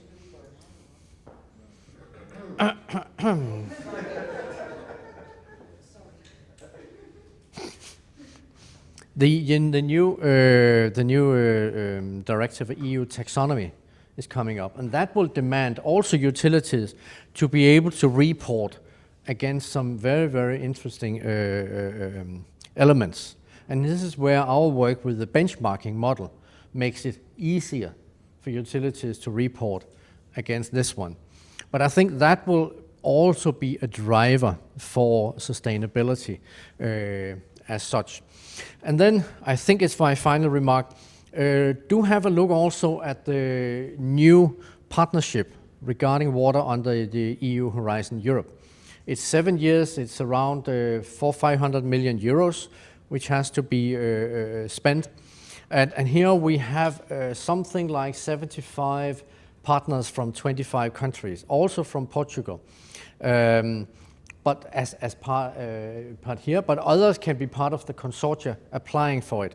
And the better we have our international cooperation as elements of building consortia who have the same ambition level, we can end up applying. But at the same time, those of us involved in it can also be part of deciding what type of calls we will have. And definitely a call looking into energy, water, food nexus, the entire resource recovery element should be one of the calls here. Another one should be our joint efforts about monitoring system, develop it together. Part of solving if we can't get money from our own government, maybe we can get it from the EU instead, if we are smart. So I'll definitely hope we can jointly look in. There's a call out now, which is about extreme conditions or extreme situations for water management, and that of course fits. Regrettably, it fits nicely with what you presented earlier. So I'll definitely suggest that you look into what is inside this call. Who are the potential Portuguese partners and Spanish? So do that as well. Yeah, digitalization. I think we have been on board that one. So I will skip it now. We do have a couple of reports on resource recovery, etc., available. And I think that was my words from now. The colors, unfortunately, should be self-explanatory.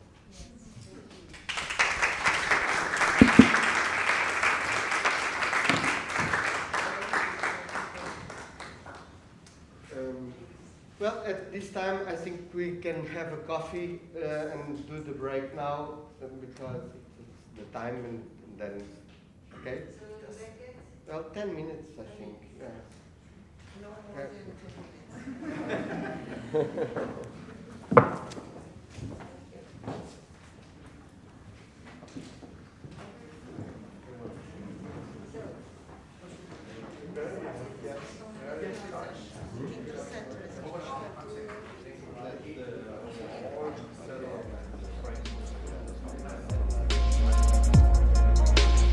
A evolução do tratamento das águas residuais em Portugal tem sido tão significativa que os resultados estão à vista de todos. Se passeamos pelas margens do Tejo, já não nos surpreende a visita de golfinhos ou que nas ribeiras do Oeste voltem a aparecer espécies nativas que estavam em risco de extinção. Sabemos que a praia que frequentamos tem bandeira azul. Habituámo-nos a praticar desportos náuticos. Sentimos os ecossistemas que nos rodeiam com plena vida. E, claro, orgulhamos do potencial turístico da nossa extensa e bem preservada costa. Mas nem sempre foi assim. Para chegar aqui foi necessário um programa de investimento sem precedentes, centrados nas chamadas Estações de Tratamento de Águas Residuais, ETAs. E foi também necessário o envolvimento de todos, Estado Central, municípios, empresas do setor e sociedade civil. Os resultados são impressionantes. Atualmente, na região da Grande Lisboa e Oeste, mais de 2,2 milhões de habitantes em 23 municípios partilham um único sistema de saneamento em que 104 hectares tratam 244 milhões de metros cúbicos de águas residuais por ano. Hoje, podemos afirmar com confiança que a devolução das águas residuais aos cursos de água naturais, em condições ambientalmente seguras, é um processo consolidado que contribui para a saúde pública, para a proteção dos ecossistemas e para o desenvolvimento sustentável das nossas comunidades.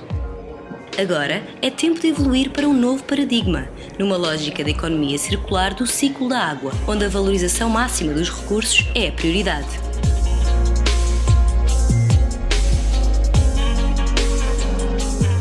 A Águas do Tejo Atlântico criou um novo conceito que reforça o caráter industrial do trabalho realizado no METAR, que não se limita ao tratamento das águas residuais. Aqui, a água é encarada como uma matéria-prima plena de recursos que se deve usar, reutilizar, reciclar e valorizar em fábricas de água. Nestas fábricas, vamos transformar água usada em água reciclada para agricultura, regas, lavagens de ruas e viaturas, equipamentos e indústrias. A tendência é a autossuficiência energética das fábricas de água. Vamos recuperar e valorizar os subprodutos que resultam do seu tratamento. O biogás terá aproveitamento energético. Os biossólidos serão utilizados para valorização agrícola. Os bioplásticos e nutrientes vários serão incorporados em novos processos produtivos. Este é apenas o início da exploração do potencial das nossas fábricas de água. Uma visão da Águas do Tejo Atlântico. Empresa virada para o futuro, para a inovação e para as pessoas.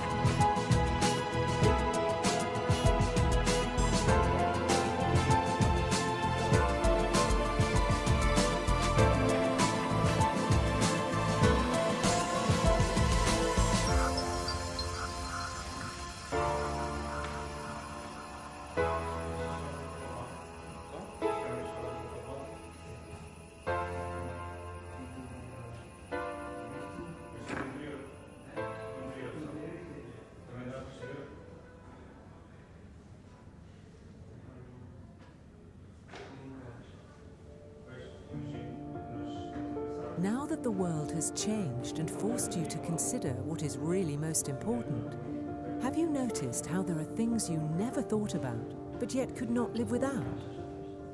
That there are invisible services providing comfort to your life and are essential to the health and well-being of you and your family. Take a look around. Water is constantly present. But have you ever thought about what happens after it quenches your thirst and reinvigorates you? Do you have much idea about the work necessary to protect you from the harmful viruses and bacteria if nobody took care of the sewage and sanitation? Have you ever considered the professionals working around the clock to guarantee all this so that you don't have to think about any of it? Those who are on the front line of the sanitation treatment systems that your quality of life depends on. Hundreds of men and women form the operational teams committed to your health and the environment, tirelessly working to ensure that the waters you used reach the rivers and seas in the best possible quality, all so that you don't have to worry whenever you open your windows. Take a swim as the sun goes down, or eat locally caught fish. The teams at Águas do Tejo Atlântico nevertheless thank you. After all, despite being invisible, we know how much you value our work. We're always on call and always on the front line, for your health and for the environment.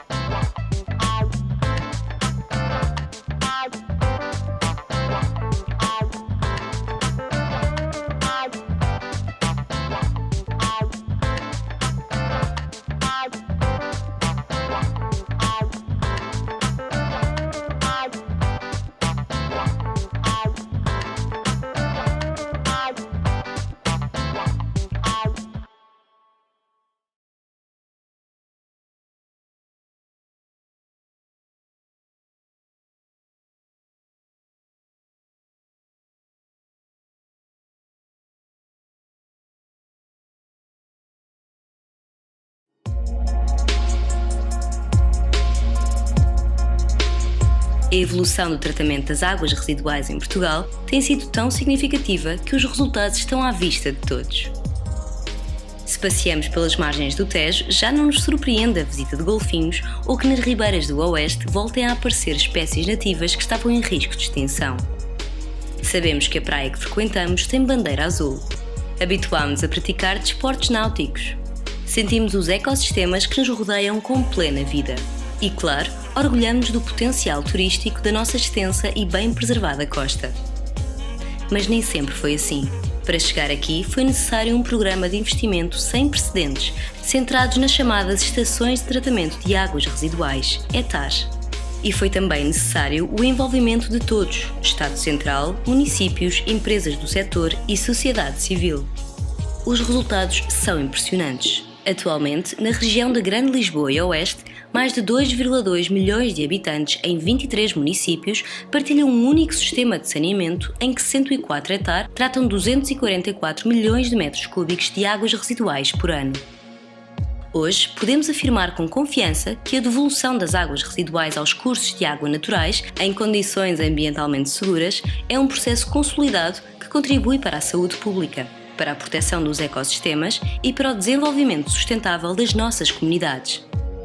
Agora é tempo de evoluir para um novo paradigma, numa lógica de economia circular do ciclo da água, onde a valorização máxima dos recursos é a prioridade.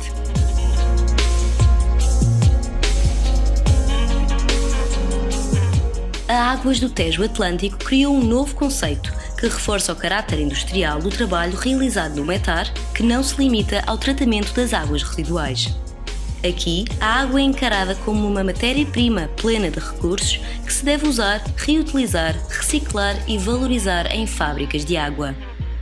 Nestas fábricas, vamos transformar água usada em água reciclada para agricultura, regas, lavagens de ruas e viaturas, equipamentos e indústrias.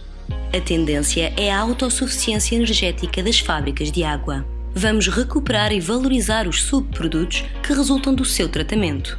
O biogás terá aproveitamento energético.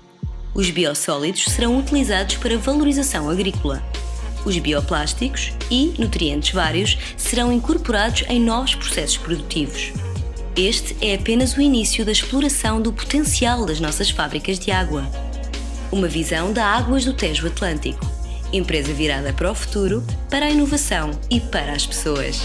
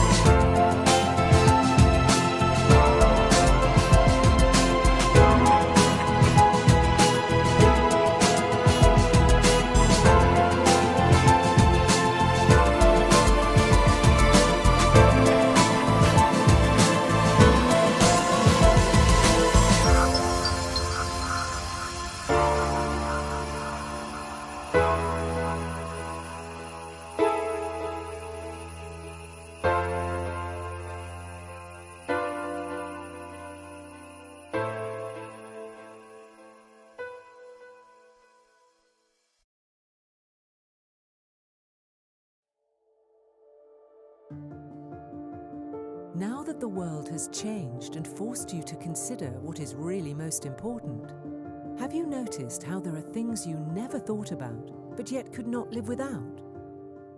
That there are invisible services providing comfort to your life and are essential to the health and well-being of you and your family. Take a look around. Water is constantly present. But have you ever thought about what happens after it quenches your thirst and reinvigorates you? Do you have much idea about the work necessary to protect you from the harmful viruses and bacteria if nobody took care of the sewage and sanitation? Have you ever considered the professionals working around the clock to guarantee all this so that you don't have to think about any of it? those who are on the front line of the sanitation treatment systems that your quality of life depends on.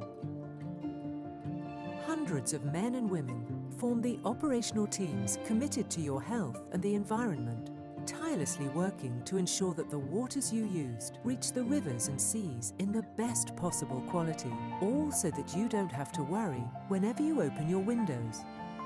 Take a swim as the sun goes down, or eat locally caught fish. The teams at Águas do Tejo Atlântico nevertheless thank you. After all, despite being invisible, we know how much you value our work. We're always on call and always on the front line, for your health and for the environment.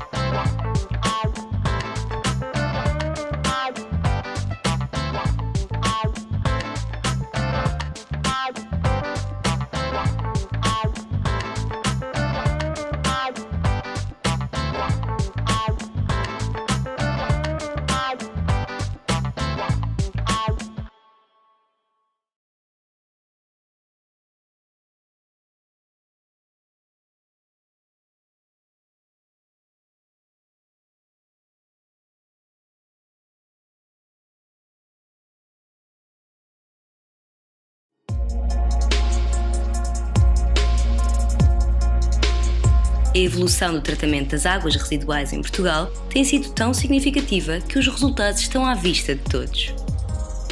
Se passeamos pelas margens do Tejo, já não nos surpreende a visita de golfinhos ou que nas ribeiras do Oeste voltem a aparecer espécies nativas que estavam em risco de extinção. Sabemos que a praia que frequentamos tem bandeira azul. Habituámo-nos a praticar desportos náuticos. Sentimos os ecossistemas que nos rodeiam com plena vida. E, claro, orgulhamos do potencial turístico da nossa extensa e bem preservada costa. Mas nem sempre foi assim. Para chegar aqui foi necessário um programa de investimento sem precedentes, centrados nas chamadas Estações de Tratamento de Águas Residuais, ETAs. E foi também necessário o envolvimento de todos, Estado Central, municípios, empresas do setor e sociedade civil. Os resultados são impressionantes. Atualmente, na região da Grande Lisboa e Oeste, mais de 2,2 milhões de habitantes em 23 municípios partilham um único sistema de saneamento em que 104 hectares tratam 244 milhões de metros cúbicos de águas residuais por ano.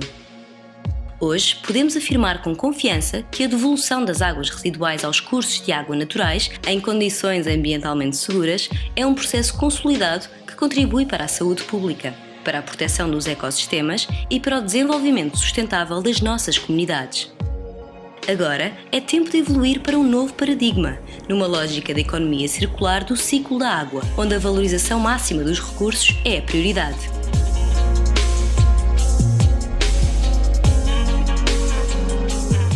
A Águas do Tejo Atlântico criou um novo conceito que reforça o caráter industrial do trabalho realizado no METAR, que não se limita ao tratamento das águas residuais. Aqui, a água é encarada como uma matéria-prima plena de recursos que se deve usar, reutilizar, reciclar e valorizar em fábricas de água. Nestas fábricas, vamos transformar água usada em água reciclada para agricultura, regas, lavagens de ruas e viaturas, equipamentos e indústrias. A tendência é a autossuficiência energética das fábricas de água. Vamos recuperar e valorizar os subprodutos que resultam do seu tratamento. O biogás terá aproveitamento energético. Os biossólidos serão utilizados para valorização agrícola. Os bioplásticos e nutrientes vários serão incorporados em novos processos produtivos. Este é apenas o início da exploração do potencial das nossas fábricas de água. Uma visão da Águas do Tejo Atlântico. Empresa virada para o futuro, para a inovação e para as pessoas.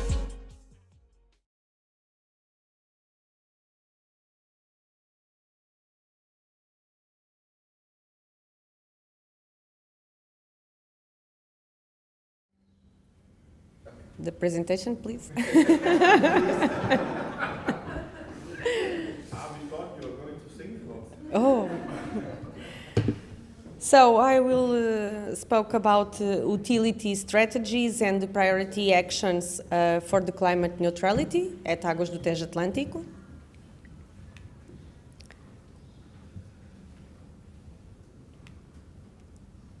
So we mainly focus today on the water reuse, on the sludge management strategy, and also in the energy optimization and the neutrality. So this part of the workshop, we have more energy because we are eating, and we will play football. Me, Laura, and Pierre will slot the presentations. So the button is not working?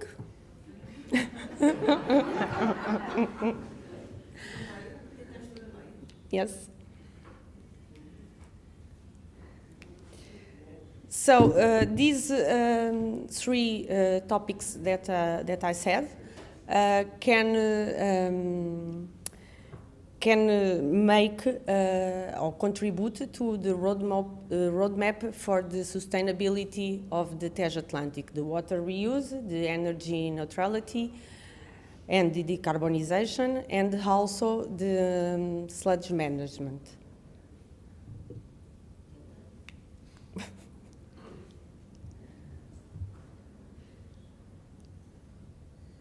Marcos? Yes. So, at Águas do Tejo Atlântico, we value the new products, sub-products by recycling the wastewater. So we have some brands and we are developing other. We have Água Mais, biolamas, biocombustíveis, bioplásticos e bionutrientes. So I spoke about that. So Água Mais is a brand from Águas do Tejo Atlântico, is our brand for recycled water, is in the scope of the circular economy. Águas do Tejo Atlântico wants to contribute to the development of a greener and more sustainable cities. So for the water reuse, we have a strategic plan under development. The main goals are to define the percentage of Água Mais that will produce in 2030, and also identify the potential customers and their needs within the 23 municipalities of Águas do Tejo Atlântico. We have also some operational goals, license internal uses and external uses, start supplying Água Mais to the municipality of Lisbon for landscape irrigation in Parque das Nações. Marcos will speak later about that. And develop a proposal of Água Mais for the municipality of Loures. So as Alexandra said before, the reclaimed water in Águas do Tejo Atlântico is around 1.3%. 88% is used in internal uses and the other 12% in external uses. So our strategic plan will be developed based on 5 vectors. The business models, we need to develop an economical and technical feasible models. The other vector is the investment, the execution of the projects that will be selected. The business development, we need to attracting potential customers. And the innovation for the new solutions for treated the wastewater and the distribution solutions, and also research on different uses and classes of the Água Mais. So some examples of water reuse. Our internal uses are mainly in equipment cleaning, chemical preparation, odor control, and landscape irrigation. And in external uses, we have a partnership with IKEA for the refrigeration system in Loures. We also irrigate the park, urban park in Mafra. We do street cleaning with the partnership with some municipalities like Cascais, Lisboa, Loures, and so on. We have a pilot project in Rock in Rio, and when we in 2017, I think, we irrigate a green area of the park, and we have foreseen supply the green corridor of Alcântara here in Avenida de Ceuta. And for water reuse, Laura, please. Thank you, Rita, and thank you for taking good care of me and Juan the last two days and good discussions. And yeah, my name is Laura, and I'm waiting for the presentation as well. I'm going to talk about water reuse in Aarhus Water, and as Klaus has said, I'm actually not working at Aarhus Water now. I'm in the Water Technology Advisory EU, which is which is an initiative of the Ministry of Foreign Affairs of Denmark, and I'm based in Madrid. But I have been working at Aarhus Water until December, and I'm coming back 2 years, and I feel in my heart Aarhus Water. So I'm here in that regard. So let's see. Yes, the strategy for introduction of other water resource in Aarhus Water, that is something new for us as well. And we basically have groundwater, and we don't have scarcity problems in Aarhus Water now, but we can see that our prognosis tell us that in 2030, in some local areas in the north of the city, it came some problems. And as well, groundwater requirements are getting higher, and they are being discovered new contaminants that they were not measured 5 years ago, but they are measured now. And this make as well vulnerable if our borings have to be closed because it's discovered something that has been not measured before.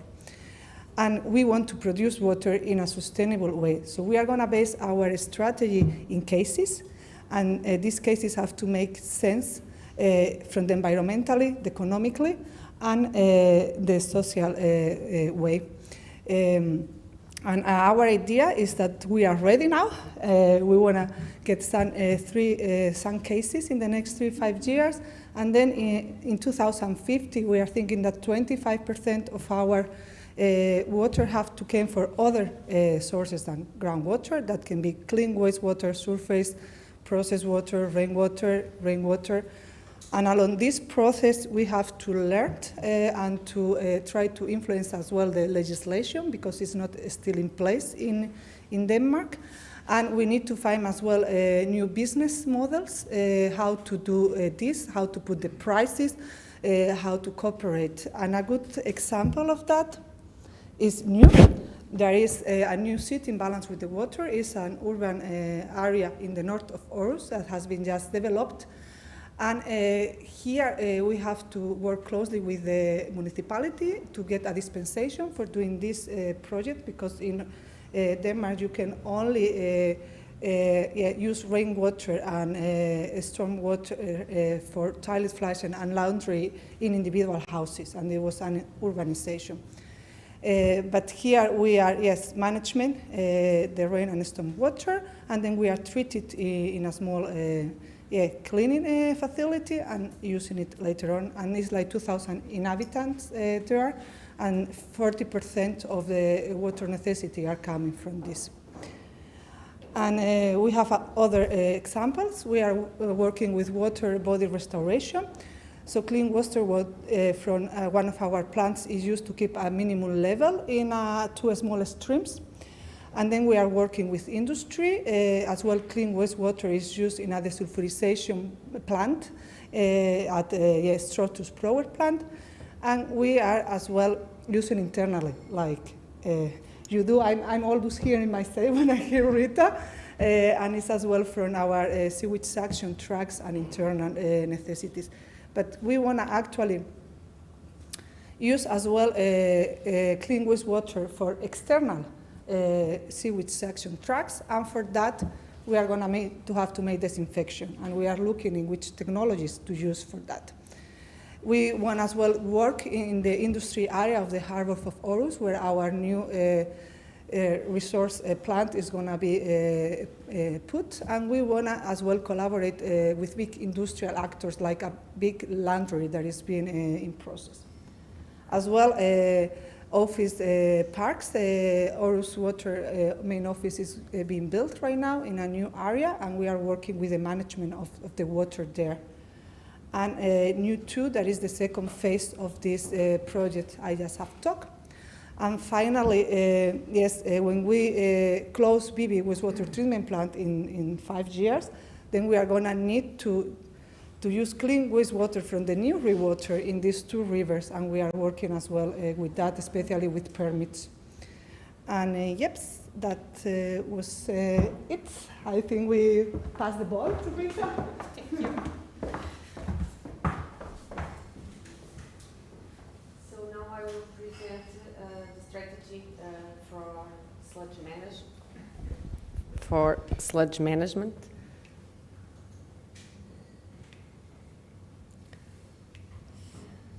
So the biolamps resulting from the treatment of residual water is another product value of our water factories. So for this strategy, for the sludge strategy, the main drivers are the rising prices trend for sludge valorization. The sludge quality prevents its direct valorization in agriculture. It is expected in the future. And we need to diversify the type of sludge that we produce. Our current situation, we produce around 165,000 of tons per year. Mainly are sent to composting by an external services. So, based on these 3 drivers, we select 3 technologies, the solar drying, the composting, and the hydrolysis. And we expected with the implementation of these projects that we can reduce around 35% of the sludge produced in our facilities. Also, with the implementation of hydrolysis, we expected double our biogas production. So this strategic plan cover around 84% of the sludge produced on Águas do Tejo Atlântico. 31% is treated on site, and around 53% is transported to other facilities. Only 16% is not covered in the plan. Pierre? Yes. Thank you. Where do you press it? This one. Thank you. When I'm waiting for my presentation, my name is Pierre Petersen, and I'm also from Aarhus Water. I'm a chief engineer and mainly working on our development of our new Aarhus Rewater Central City plant here. So that is, here I have my 2 presentations collected into one. The later speaker, 7, you need to wait on after the lunch to hear, but what I'm supposed to do is some thoughts on the theme sludge strategy and ongoing projects on sludge management. Sorry. Yeah, I can easily stand behind the desk, no problem. Yeah. Residual sludge, yeah, to give you a broad in-flight of sludge in Aarhus water. We have been working with that for quite many years. Looking on our operational costs, it's per year it's 1.5 million euro we are spending, and it's our biggest unit cost in our operational. Even though that we are using the sludge on agriculture, and we are reusing 100% of the phosphorus, but why are we then paying so much to recircle it? Because it is phosphorus is a quite crucial resource to recover. But anyway, the farmers ask us to pay for it. So we have been looking on that for several reasons. And some of the reasons are actually, if we are looking the present national practice in Denmark, the government has an overall objective of reusing 80% of the phosphorus, reusing of that. And that we are doing at the moment. And 70% of the residual sludge in Denmark is used on farmland. And you see the dot up over there where Aarhus Water, the green one is actually sludge handling, and where it is just minor sludge in Denmark is incinerated. It's only in Copenhagen, 2 plants, Avedøre and Lynetten. Most part of the other is actually reused on without any treatment at all. The national and European regulation for reuse of sludge, here you have a lot of technical parameters. I will not go into details, but just mention that looking on the heavy metals, the requirements in Denmark is much stricter than the present EC regulations.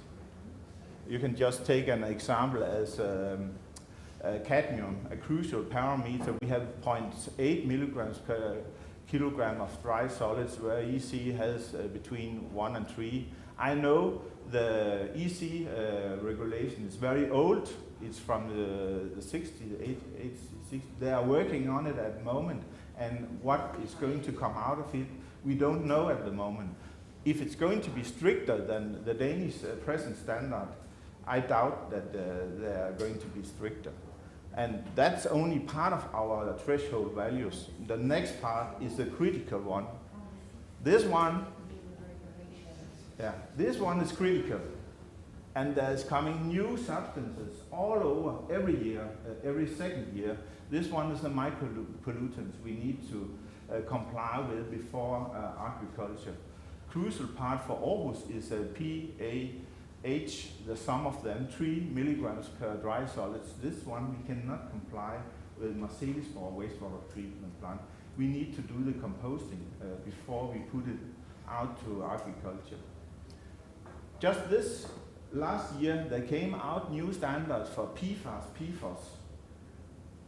And just from one day to another, a big utility company producing most part of the sludge in Jutland just got new regulations that we need to comply with. For one day, no time for implementation.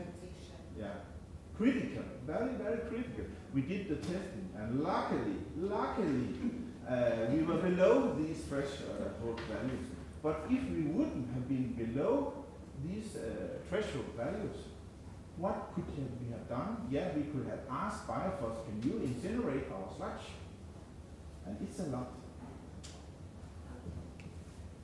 lot. Looking on what we are doing at the moment in Aarhus, we have around 30,000 wet tons of sludge. You have much more here, of course, it's a bigger plant.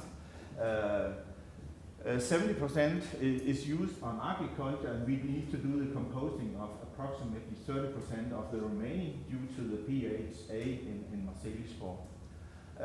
We have in our tendering, it was foreseen that it shouldn't be reused on areas where there are special interest on water quality on the groundwater. So we are asking our contractors not to bring it out on farmlands where there are special interest of drinking water. This one is,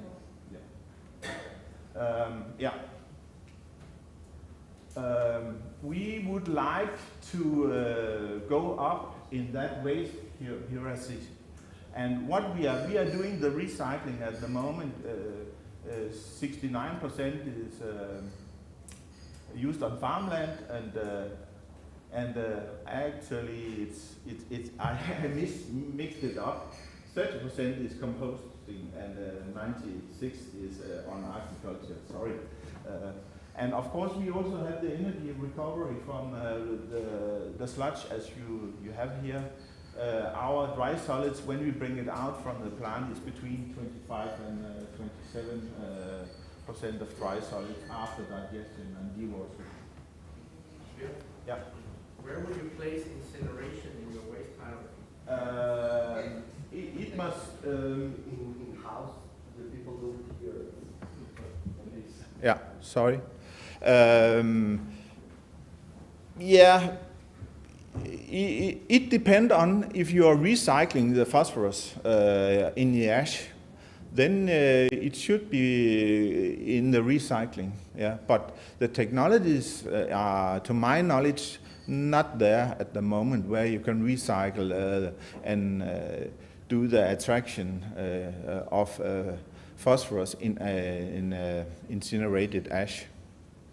But I come back to that. We are looking into other technologies due to the pressure we have on finding other solutions. Our strategy is in Aarhus Water that we will, as soon as possible, we would not like to have untreated sludge on farmland.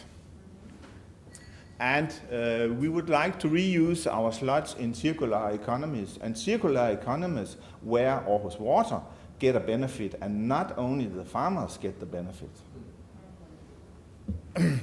And another challenge is coming up that we are facing now, that we will have the CO2 footprint of our getting rid of the residual sludge is important. When you are doing the composting, it will have an impact on your carbon emissions. And if you are having carbon emissions, then you need to, probably within 1 or 2 years, you need to pay a carbon tax in Denmark for emissions. So that's also what you need to consider. Then the second one is changing product requirements. There is inside EC, there's a lot going on at the moment. There is REACH approval. We have went through that. We have on our Struweit recovery phosphorus plant, where we have a full-scale plant. We have been through that REACH approval, and it's complicated, and it's not easy done. So we need to consider different changing requirements on product recovery. And P recovery is important, but there might be other valuable resources in the wastewater which would like to compete with our reuse of phosphorus. And then we need to consider, can we do both? Can we both do the P recovery, and could we do the recovery of polymers or whatever we are using? I come back to that in the afternoon. High value products is activated carbon, could be a new product where we can actually do a lot. The prices on the world market on activated carbon is increasing a lot. It's doubled within 1-2 years. Maybe it's going to extend due to the war going on at the moment. We will see EC requirement on and tendering of residual sludge. That's something we have every 4th year. We need to tender out our operation and treatment of residual sludge. Why should we do that if we treat it as and produce a product where Aarhus Water actually can sell a product? Then it might not be part of the regulations for tendering. We will see. We have been looking slightly into that, but we are not 100% sure if we are doing a company, it could be 40-60 company where we have 40% of the shares. If we are having such a company, could we then avoid that every 4th year tendering of our residual sludge handling? That we are considering at the moment. Changing market conditions, that's just what we are seeing now, what a war can actually, what impact that could give on the product value on different. There might be public who would consider this one is originating from wastewater. I won't buy it, and then the price is 0. So we need to consider something like that when we are doing the proper valuation of the products we are producing. So, alternative for residual sludge handling, the full-scale plants, they are more or less at the technology readiness level of 9, meaning that it's full-scale, we know how to do it, we know how to operate, we know how to design it. But when we go to the full-scale test and demonstration, then we are in the processing of residual sludge. It might be HTL, hydrothermal liquefaction and carbonization. It might be hydrolysis, pyrolysis. Incineration is a well-known product, but the extraction of phosphorus from the ash is not a well-known process. But the other one we are working with, I'll give you finally one example on what we have been working on. Here we have done together with a small Danish company some testing on the pyrolysis process. And the final product should be biochar and or activated carbon. It's so that we have tested now in pilot scale actually how we could further process biochar towards activated carbon, which might be reused in, for example, removing pharmaceuticals in the water line. So we have done the lab scale testing, we have done pilot scale testing at Risø, and we are at the moment doing the business case evaluation. Are there any customers for these 2 products, and what could we estimate the value of these these products on the market? And we are also doing some testing on what are the quality of the products. Are there any pharmaceuticals? Are there any micropollutants in the produced biochar and bioactivated carbon? We actually got the result, and I hope that we could have presented them here, but we cannot because there was just a major mistake in the, and that's the challenges we have when we are entering into to pilot testing. Sometimes it goes wrong, and sometimes it's a success. But this one we need to redo it because there was we could see from the mass balances there is a leakage in one of the reactors because the heavy metals content in the final out product was higher than in the input, and that cannot be the reason.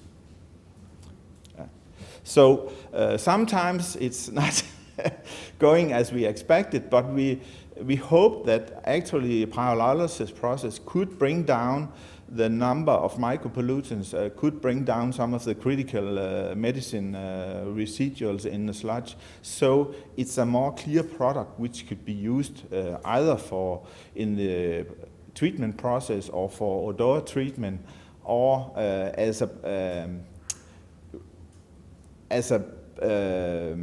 fertilizer in different, it might be agriculture, but it could also be green gardening or whatever.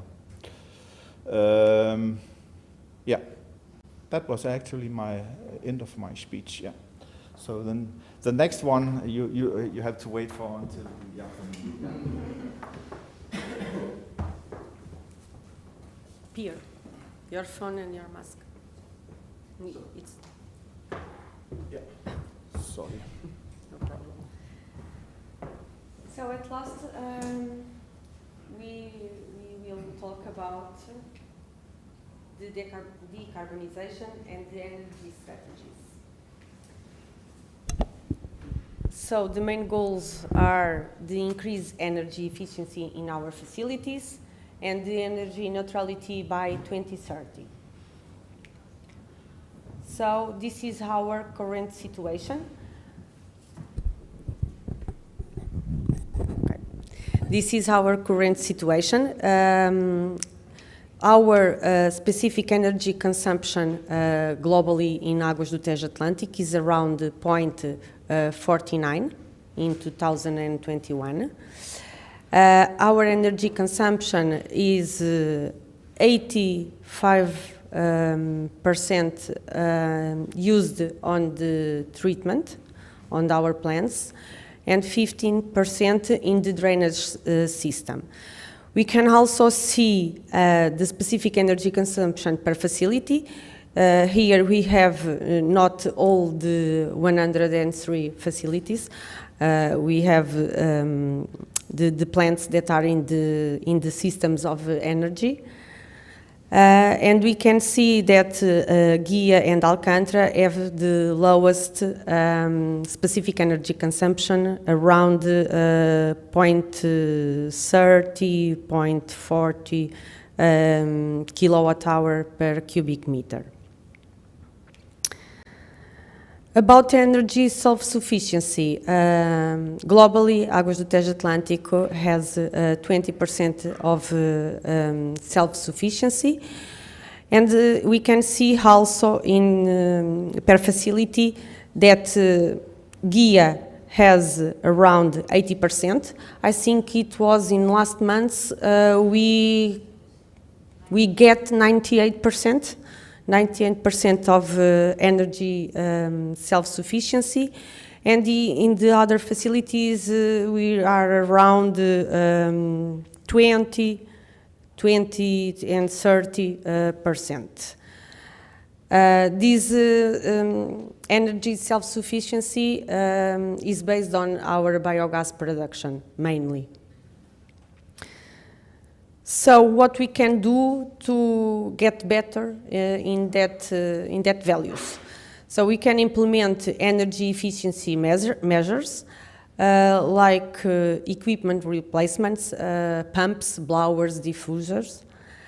We can also install sensors for monitoring and process control in the aeration, in the deodorization systems. And we want to, and we are working on the reductions of the undue inflows, salt water, rainwater, and groundwater in our drainage systems.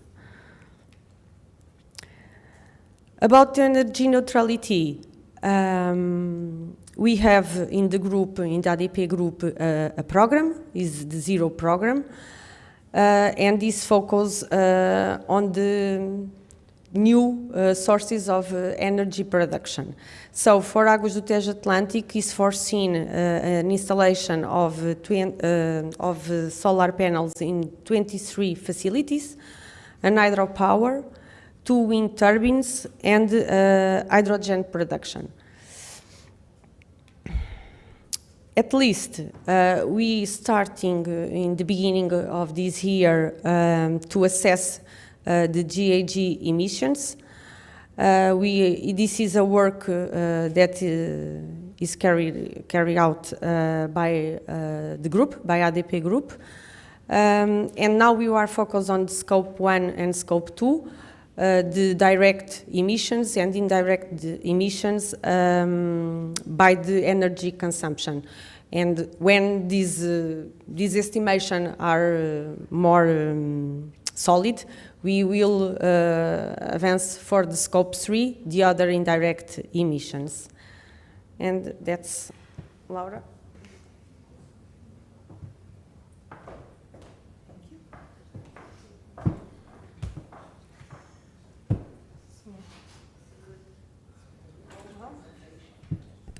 I don't like to be neither under the desk, so I'm moving here. And I'm talking, of course, about decarbonization and energy strategies at Aarhus Water. And here I say that, like Henry has already introduced this topic in Denmark and how it was important due to economical reasons. And we began to work with energy optimization in 2010. Our reference year is 2008. And we put a goal to be 55% self-sufficient objective. And here I'm working about the whole Aarhus water. So that's water distribution and it's wastewater, which makes a big difference. So you know what we are talking about.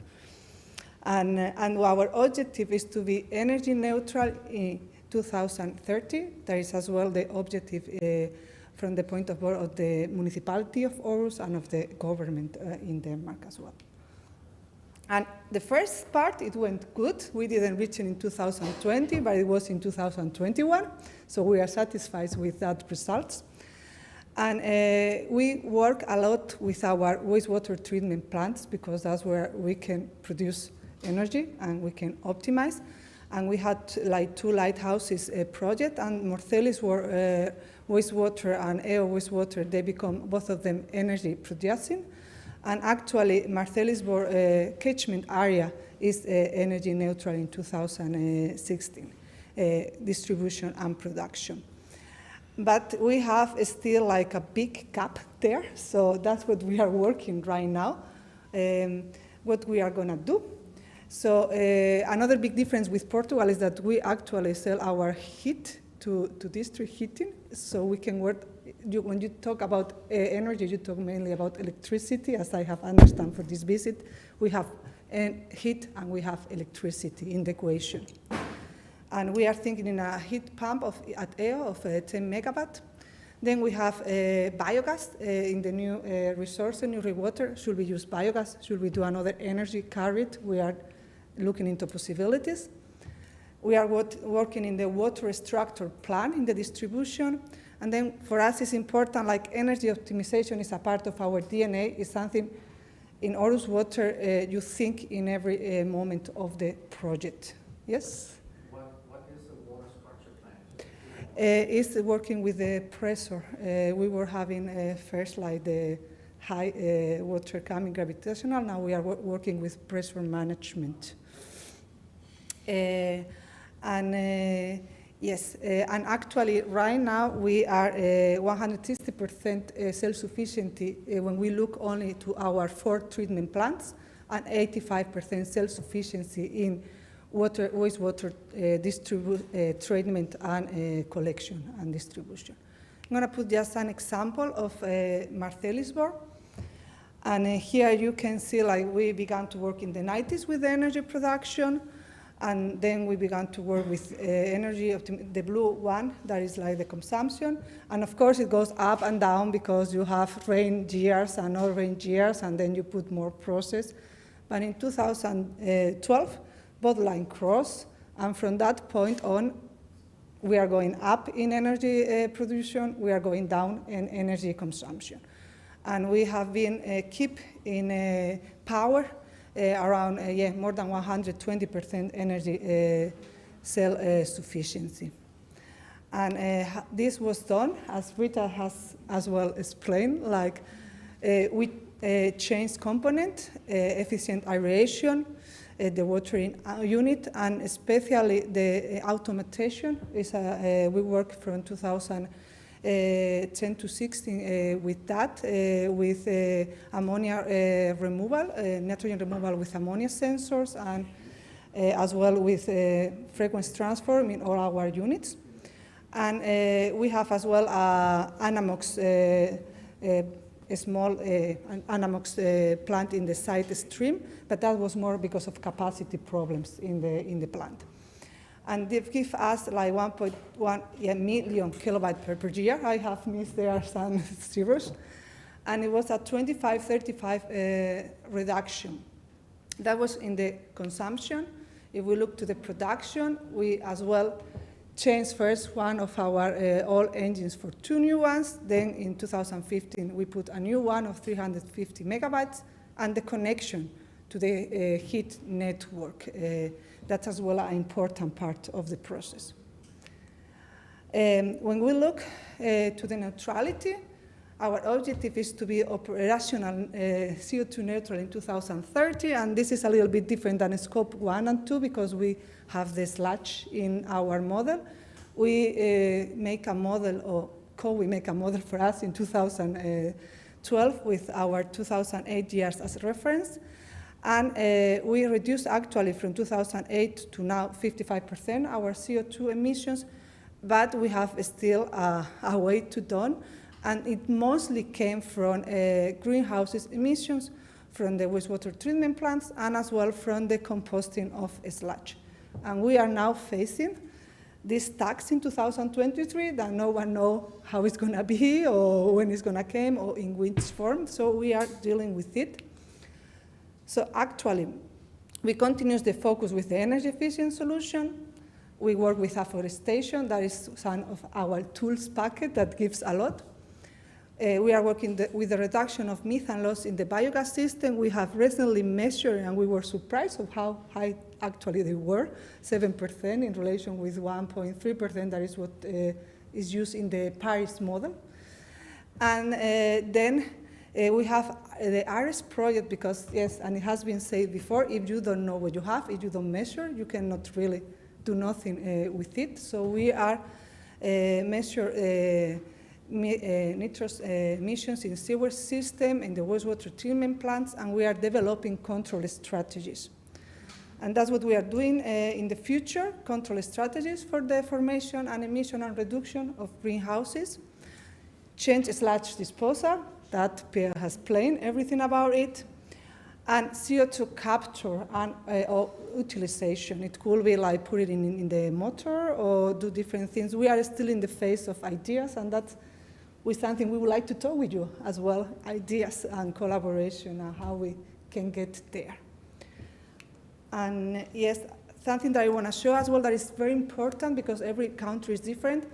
Energy has been very important, but now regarding to the CO2 is not important so much in Denmark because our emissions for the electricity production are coming really down. That's where it was and where it's going down. So if some years ago it was coming as much as from the greenhouse emission from the plants and from the electricity, now this is changing. At some point, almost no green emissions are coming for energy production. And that's as well a mindset. Energy and climate is not the same. They are, and sometimes we are going to have to decide where we are going to go. And that's everything. Thank you. Yes, Henry? Two questions. You're talking about you still need to do something about the nitrogen content. Would it make sense that it was not actually you doing it, but at the source it comes from, that it was removed? Do you have such considerations? We have talked about that. We have talked about how to treat as well in the source, but actually it was more centrated in micropollutants and pollutants and these kind of things that in nitrogen, because I think that's going to be more difficult. But I think as everything has to be case approach, and if in some point it gives meaning, if an industry gives meaning, so it should be done there. Second question. One of the worst things for companies who has to invest, that is policy risk. Policy risk is when governments are not clear about when and how new regulation will be implemented. Governments often don't understand this, but companies do. Are there anything related to policy risk where we as government are hesitating and are clear, which prevents you from investing in new measures because you want to know exactly how things are going to happen? I mean, obviously it will help really much if we know which task is coming so we can make our business cases because it makes, at the end, we will we want to be sustainable, and we won't do it as much as one, but we have as well an economical framework we cannot escape. And if a business case is positive with a tax, maybe it's not positive with another, and that has an effect in the kind of technology that you choose, even if, of course, you try always to put the more sustainable way. But that's why we are trying to work in a model that is modular, that is flexible, and that allow us to change, because it changed, everything changed so fast. It's like, you don't know, today, I mean, last year I made the CO2 model and we have a data. 3 months later, I got a new factor for emissions of our measurement, and it doubled. So you need to be able to adjust very quick.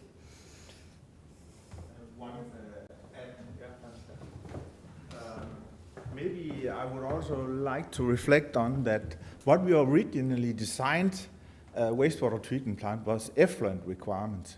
We are not discussing effluent requirements any longer now.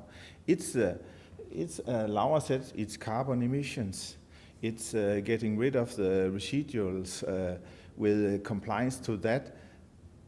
Compliance with the effluent standard, that's of course a must, and we did not discuss it any longer. In Aarhus Water, we are far below the threshold values due to the taxes coming on phosphorus, nitrogen in our discharge, much, much lower.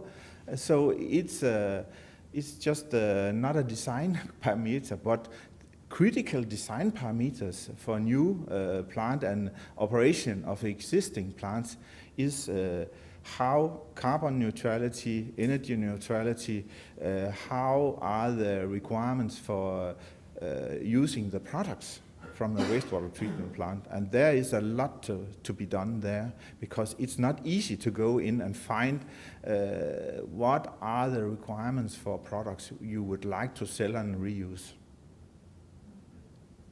Yeah. Can I ask you a question, Peter, and just a comment for Laura as well? Laura, just you made a disclaimer about the figures you were showing were both for water and wastewater. I just want to tell that, of course, for Águas do Tejo Atlântico, the numbers are only for wastewater, but in the Águas Portugal ADP group, those targets are for the whole group to become carbon neutral by 2030. So we have water companies as well doing and aiming at the same goals as well. And for peer, we face the same challenges with sludges. We don't understand why we have to pay for a product that will be served in other sectors, namely agriculture. And one way we're intending to deal with that is, and also because all the companies that are taking the sludges away from our wastewater treatment plants, prices have been increasing over the last years in a very, very significant way. So we're trying to implement a business.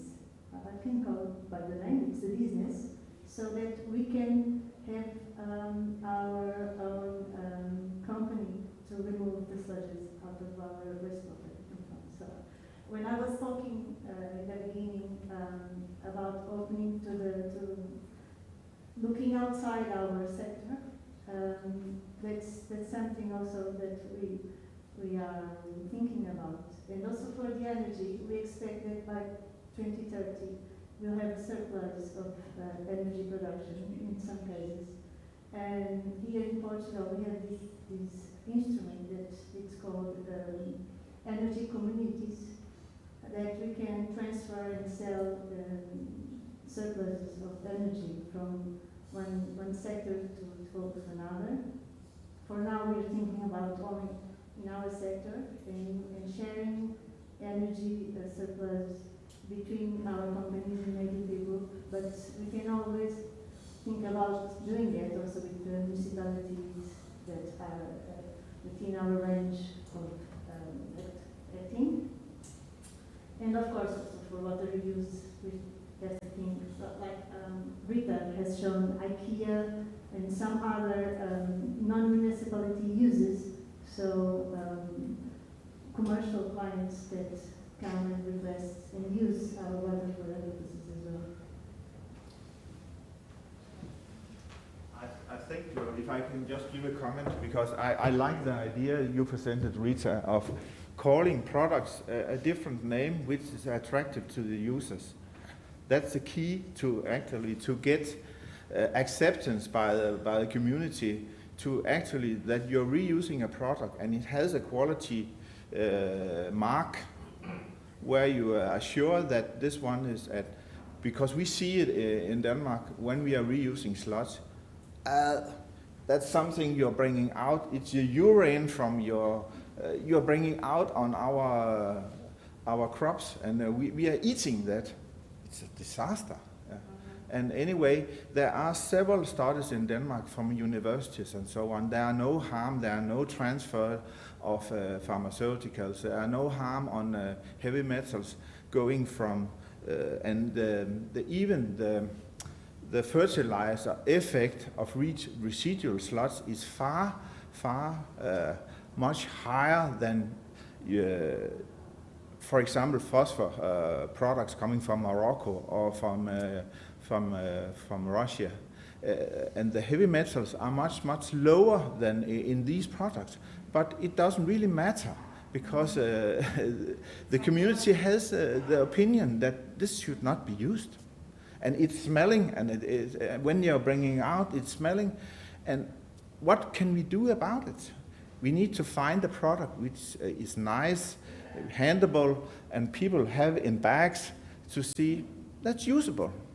And you have a product characterization on it. It has a certain amount of phosphorus, nitrogen, and kalium, or whatever you're going to have. That's the way to go, I think. But to get that mark on your product, that's difficult. And this one I would like to work together with you on, yeah.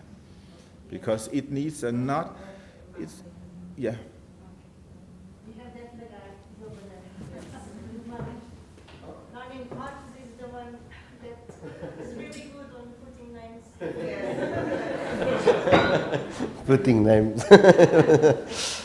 So, I think it's me now, yeah? Okay.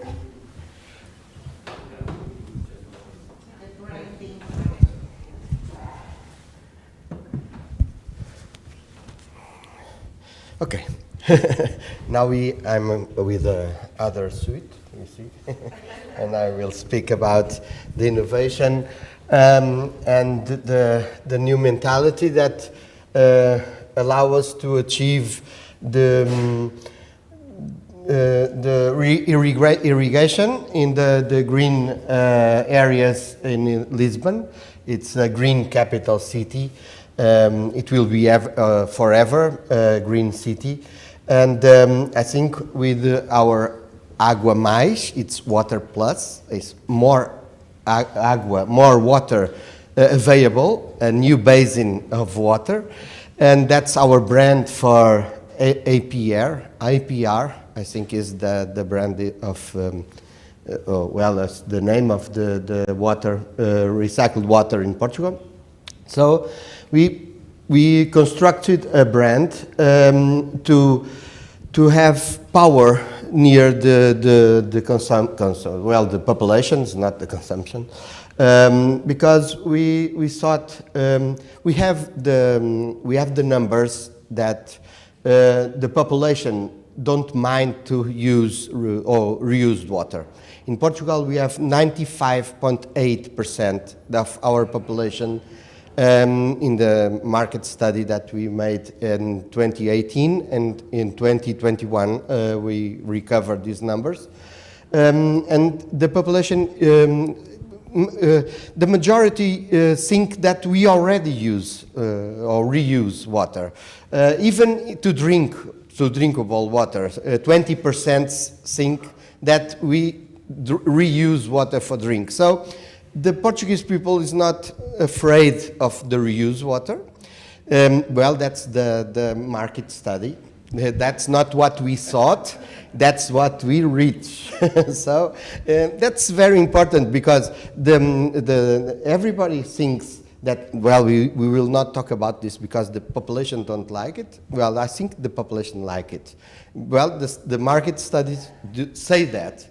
And the market studies said that 56% of the people in Portugal are disposable to pay more to reuse water. So it's not so bad for a starter.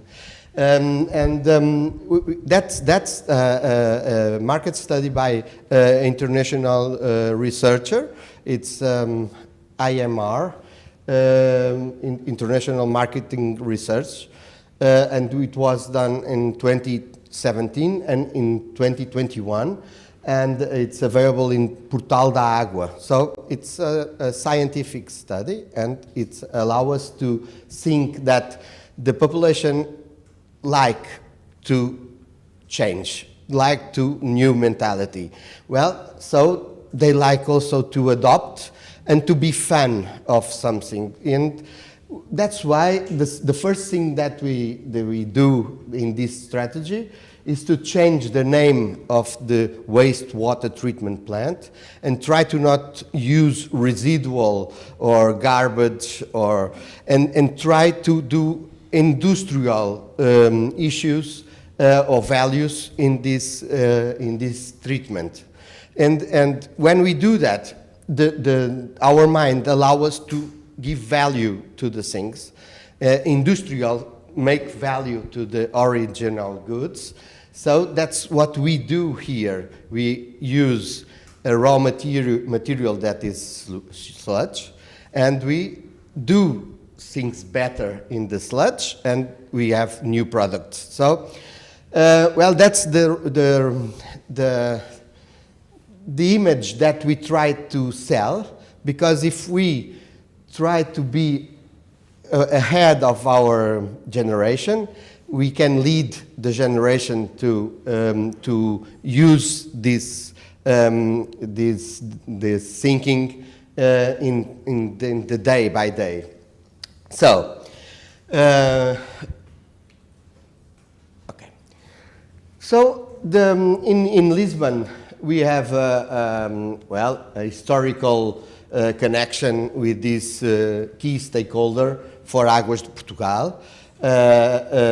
EPAL have a relationship with Lisboa city for 150 years, and more than 150 years, and Águas de Portugal since the beginning, and Águas do Tejo Atlântico also since the beginning.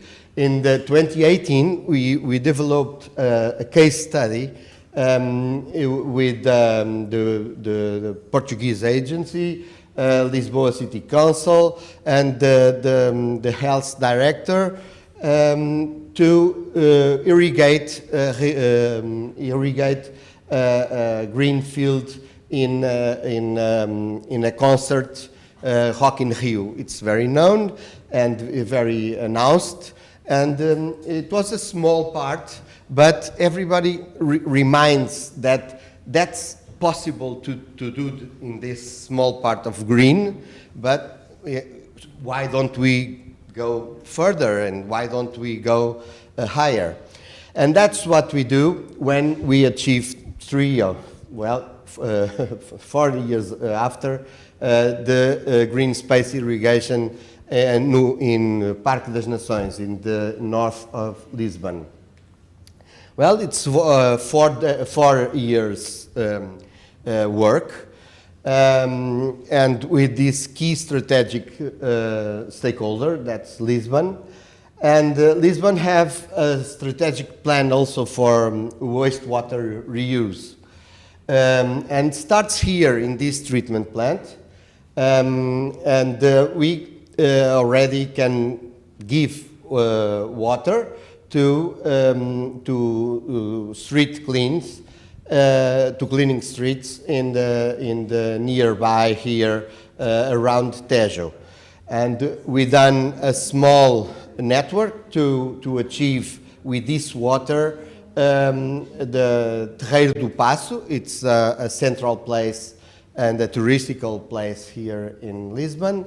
And we already have these conducts leaving the water in there. And we have also other projects with Lisbon, nearby this, not only in this water factory as Alcântara, but also near Chelas and near Beirolas, because we have 3 water factories here in Lisbon. Well, the main goal for Lisbon is to achieve 10% of the waste of the water, of the reused water in the fields, in green fields and cleanings and washables in the city. And I think we are the partners for that goal. So I will speak now about Beirolas. Beirolas is the first license that we have for green space irrigation. It was two days ago that we received this license.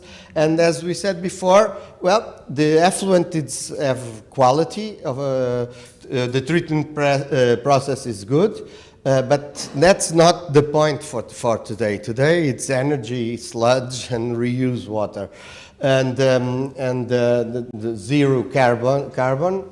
So we need to complement the treatment to achieve the objectives to have an A quality water in the Beirolas to can have the license. So in the process we addict the sun filters, electric pumps for ultrafiltration, microfiltration, and ultrafiltration again. So we establish a process. On the process, to can have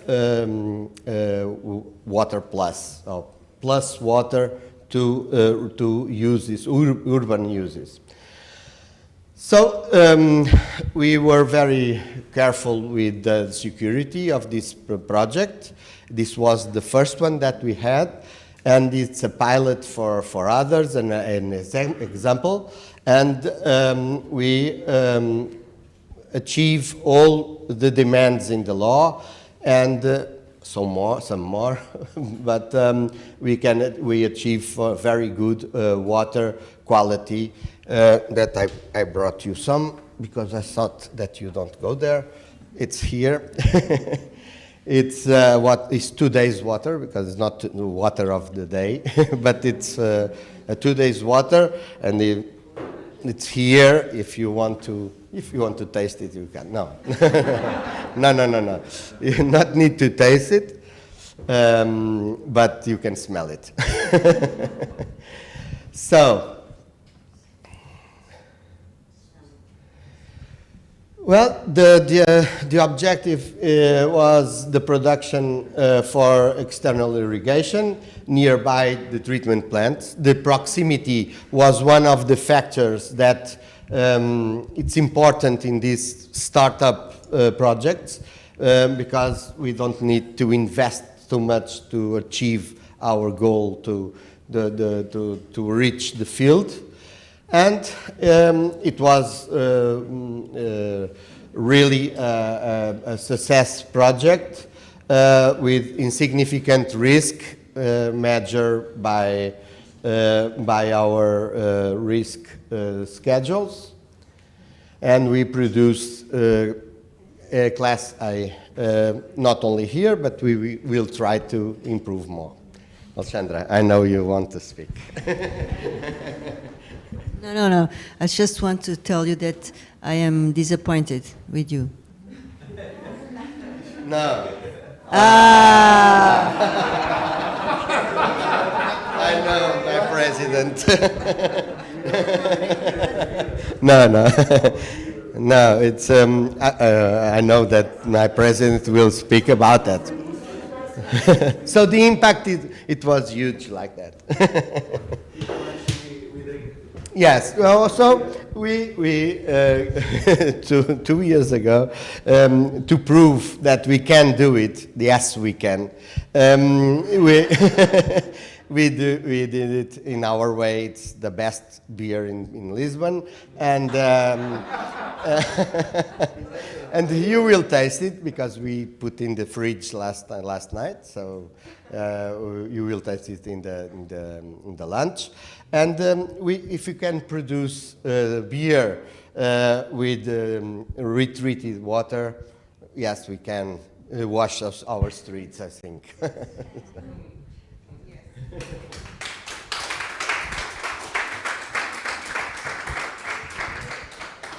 I'm sorry, but I got now my other suit. Okay. Concept and technology innovation to leverage circular transition. Case 2, Per Overgaard Pedersen. I'm sorry. Okay, so just use the mic. Okay, thank you.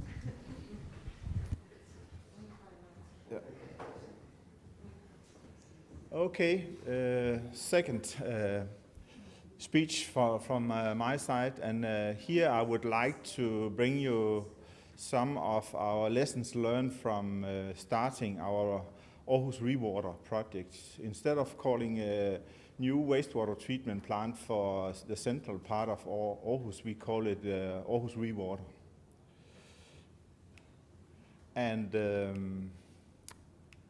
oh, it's the wrong, yeah, okay, I need to go, yeah, sorry, there we are.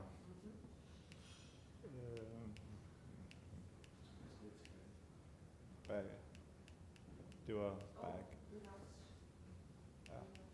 Now it's a very fast, yeah.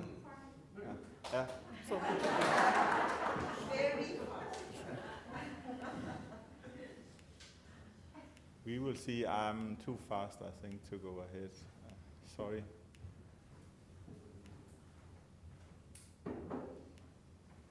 Yeah, there we are. We have been working for 5 years now in the planning of Aarhus Rewater. And Rewater was the name of the project. Should have the focus on resource recovery, recycle, reuse, rethink also. Rethink the way we are planning, designing and tendering of new plants. And we started up in our management group together with some consultants to prepare an innovation strategy of Aarhus Rewater. And it has some certain circular goals, ambition and strategies where I will only focus on it should have a superior extraction of resources, and it should also have a main focus on carbon neutrality. That's two of the, and then we are trying to, sorry, also to focus on business creation and trying to set up 3 different lines of the plant, where the main line, point 1, is a normal traditional water line and sludge line treatment. But we also have the resource recovery line in the top, where we were trying to create special focus on businesses, selling the products we are producing on the wastewater treatment plant. Then we will have the co-creation line number 3, for development testing and also demonstration. And that has further been developed into living labs now. I come back to that. But so the 15 innovation challenges we set up on the plant, I'll just go into a few of them, which is related to the topics we have on our workshop today. This one is how you can make and achieve energy and carbon neutrality on the both sides in the whole water cycle. and how can you optimize the uses of wastewater resources, and how can you, in different qualities of water, be used in industrial symbiosis. So the challenges is actually set up what we are discussing a lot here today, and also how we can actually do business creation based on symbiosis, and also doing different kind of business activities for Aarhus Water. We are looking into wastewater treatment, and what should be the input is we would like, and the vision is we would like to create one of the world's most resource efficient wastewater treatments, resource recovery facilities, and we would like to have a wastewater treatment, of course, resource recovery and knowledge and innovation hub included as a main basis for the. And then if we are looking at the right-hand side, it should be based on innovation, sustainability, and modularity, and automation and digitalization is the key elements of the design. Looking on what we have done so far, we have done a lot of innovations and resource recovery and extraction. We have based it on the resource pyramid, where we have in the bottom energy and water. We have fuels for transportation as a second. We have materials and chemicals, and we have foodstuff and animal feed as in the top.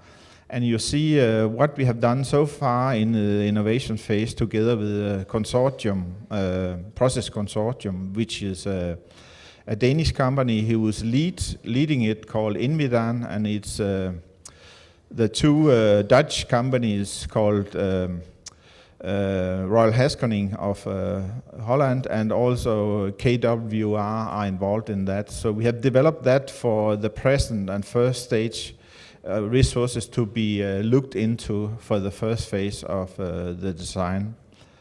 And in the development track and testing and demonstration, we have focused on other resources which might have a higher value future on. And here we are looking into, for example, water reuse in the bottom, and biomethane to the grid, as energy and water, and we are looking into, for example, bio-crude oil for transportation fuel, biohydrogen, syngas, and biojet fuel for transportation. Materials and chemicals might be, as we have been seeing just in my last presentation, biochar might be one of the options, biomethanol, cellulose, extracellular polymeric substances, EPS, might be another one to look into. Pea recovery from vivanite, and soil conditioning and carbon capture might be other issues to look into. Proteins productions as foodstuff and animal feed. We have been involved in one project where protein was produced from biogas and growing proteins, plant proteins. It's not easy to get approved, and it is possible, but it is a challenge in creating a positive business case for producing proteins. Alginates for health and safety might be a very high value, but the latest research from the Dutch company we have been involved, it's that it might not be, they thought in the beginning that it was alginate who was part of, for example, Caumera, but actually it's not, they say now. It's extracellular polymer substance and not alginate. So maybe a cross over the top. So we are still looking for the new resources to be placed in health and lifestyle, because they probably have the highest value. Also, what we have done is a part of the innovation. We have been looking into what technologies And I will not go into all the details, you can look into it, but we have tried to focus on the technology readiness level on different technologies, and in the inner circle are the most relevant one, and those who are ready for implementation, and in the top there need to be a lot of further development in the technologies before they are ready. So that's actually what we are trying to find out, the projects we are going for technical innovation in the two outer circles now at the moment. It might be together with you, and it might be together with the process consortium of Aarhus Rewater. Resource recovery, flexibility and adaptability, and resource majority to the market is key issues to be considered when you are considering what products you are supposed to produce. And we were looking into that. 2020 energy for sure, yeah, that's ready. Biofuels might be ready for 2030. Materials and chemicals could be ready for 2040. And food and feeds might be more complicated to get approved by the authorities. So maybe it's on long term. Our preliminary discussion with authorities who are looking into food and feed, we have a cluster in Aarhus and had a discussion with them. They are saying no way you are going to use wastewater for producing food and feed. So you can start up doing, maybe you can use bioplastic from wastewater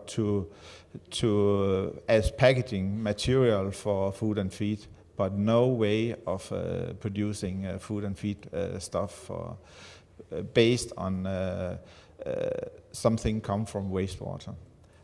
And that's just, you need a lot of discussion with these authorities who are actually in that field and area to get ahead with the high value products.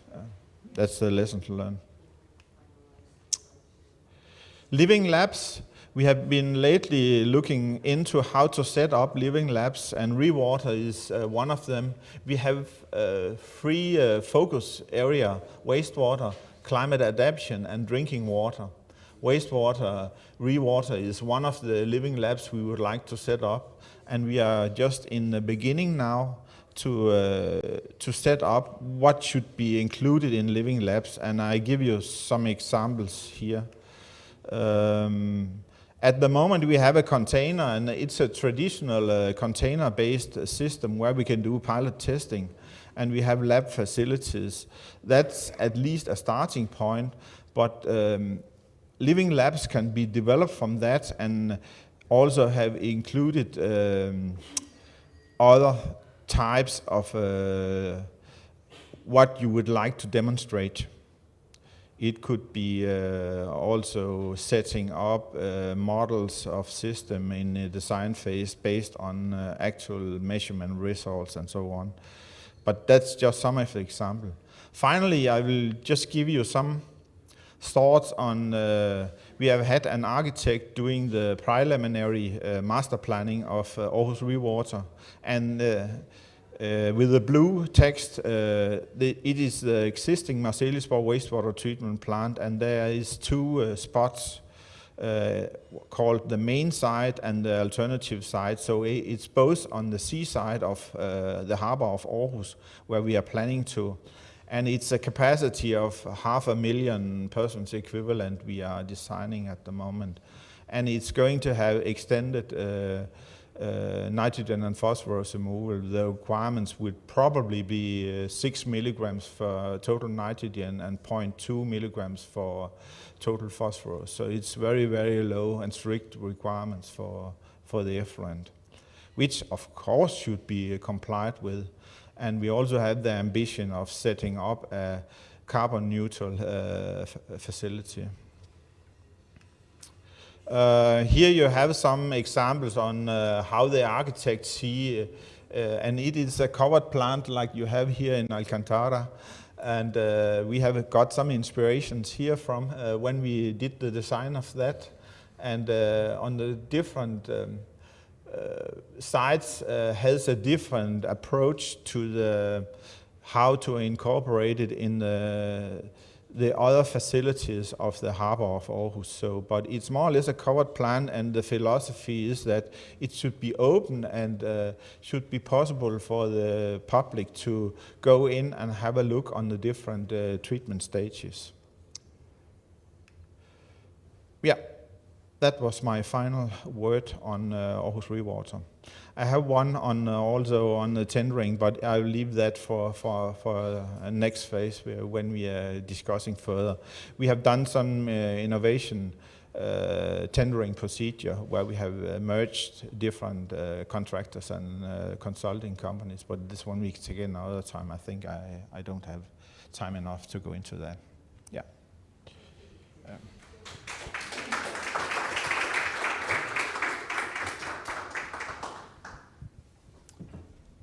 Well, time to discussion, or to questions, or to lunch. Okay. Let us be practical.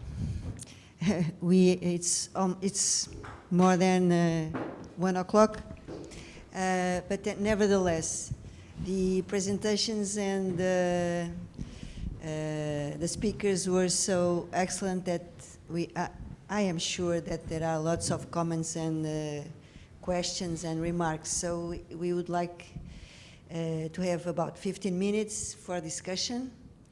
May I start? Of course, please. I remember when I went to Aarhus Water, and I will never forget, never more. And I agree with Nuno Broco. You feel innovation all over the company. And I remember that during the dinner, I don't know the name, it was somebody responsible for innovation. Carsten. Maybe. Yeah. He gave to each of us a submarine, a small submarine in plastic. Yeah. It was white. Yes.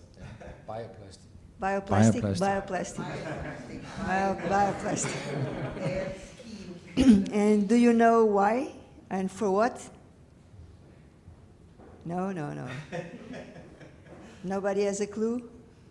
I would like to do that in Tejo Atlântico. It was a tiny little submarine that, please tell me if I'm wrong, but I think the story was to distribute in the schools for the children, to put the submarine in the flush, in the... Sure. Yeah? It has a sensor, so the children could see all the way of the submarine from the toilet till the river or the ocean. It was really a great idea. Yeah. And regarding this idea, it was interesting to see your remarks about marketing. Marketing is really very important. Marcus is doing a great job here, and the brand is very, very important. And also, another remark, I think it was you, Pierre, about the concerns of the environmental authority. It's no more about the compliance of the parameters of the permit, but it's about energy, about decarbonization, and it's really very important that all the stakeholders are going the same way. We feel that we are in utility, as you are, and sometimes there are blockers that we need to move away, and those blockers are more easy to be moved away by authorities like APA, like the regulator, because if we need to do it, everybody has to converge. Otherwise, it's going to be more difficult, more timely. Klaus. I agree. My takeaway today is more about words and how we identify and describe what we are doing, the product we are providing, and how we are addressing our customers. Having the right word, as we discussed late here, resource recovery plant, and also how we are in between, not because it's a mistake, but Per also called it a wastewater treatment plant, which it also is, but it depends whether we are marketing it to the customer or what we are doing, or we are back in the old way of describing what is that kind of facility. And the language make it very strong. I also heard today, how much water do we have? What about the word much? How much or how little can make a difference? How little water can we spend? I learned a few years back when I was attending an innovation camp in the US, we talked about water in California. And we tried to make a deep dive in the understanding of how we are related to water. And we came up with the idea that industries and people can borrow all the water they need for free if they give it back in the same condition. And that at even describing that as a vision or a goal related to water describes a lot about how we should act and how we don't take water for granted. The idea came from a library. You can borrow a book at the library and you bring it back. If it's in the same condition, you don't have to pay for it. And somehow it also becomes the same situation, like you can breathe, air is for free, as long as you don't pollute it. I mean, but if you pollute it, you have to pay for it. But it's also about the water you need, not necessarily the water you want. Because if you want water and you're making a business out of it, you want more. And of course, somehow you had to pay for the benefit you get of the water. But that also comes out of a culture where we see water as a shared ownership and not as an individual ownership as it is in America, where you are actually someone who owns all different kinds of springs and water. So some of these things just came into my mind talking about the new words on products related to water, how it's been used, reused, etc. So I think it's all about innovation, and innovation also comes in the way we use the word. And me especially, I had to be very much aware of not using the old words, so to speak. And by that, I think we should invite a few reflections or comments also from you, if you like to share.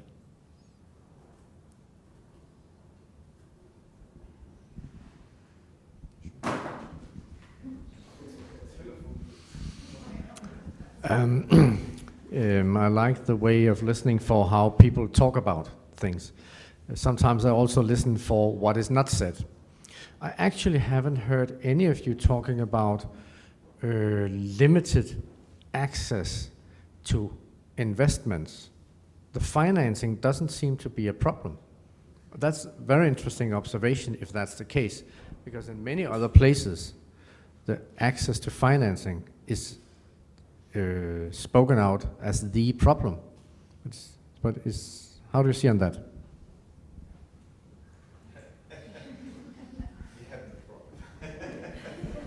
Don't mention it.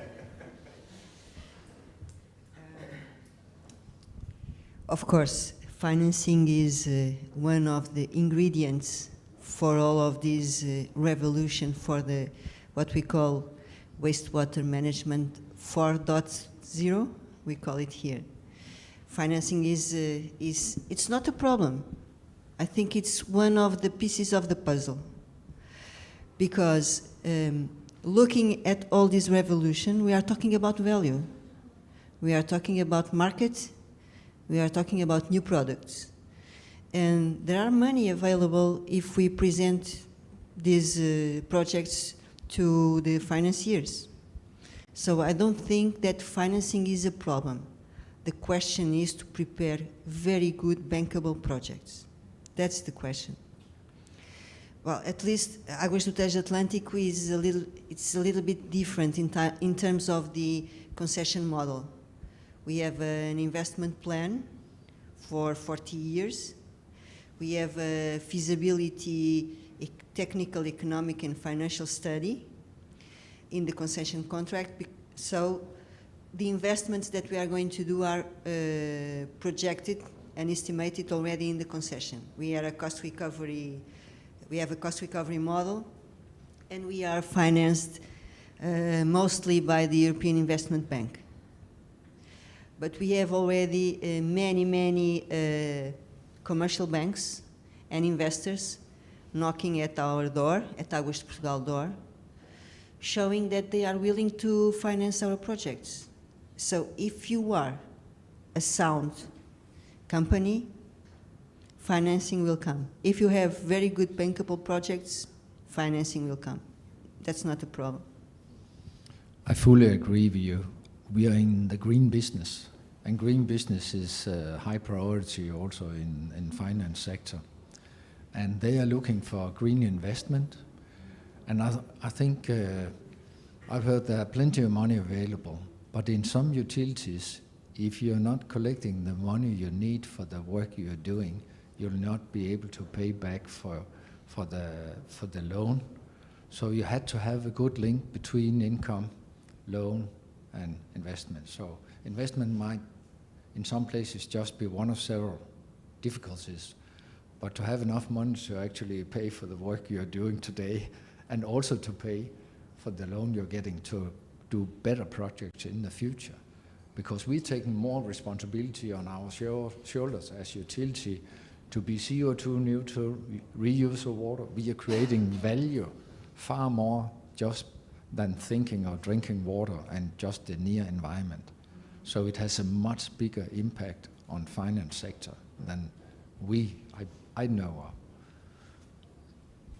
Sure. Anyone else with a reflection or question?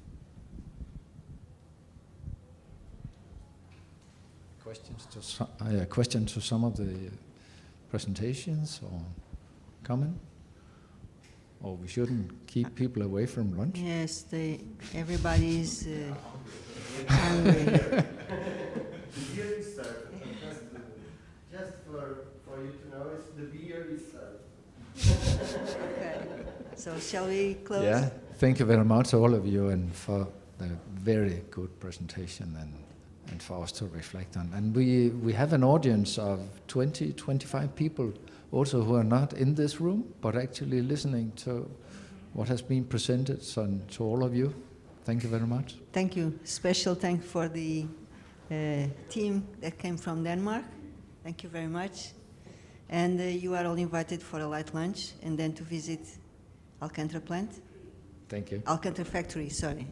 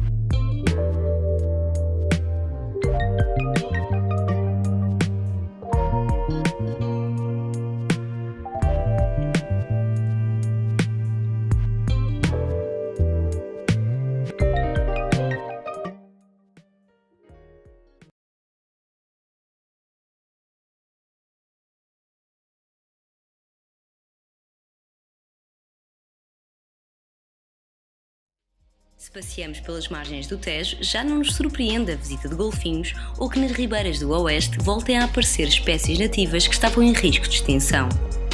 Sabemos que a praia que frequentamos tem bandeira azul. Habituámos-nos a praticar desportos náuticos.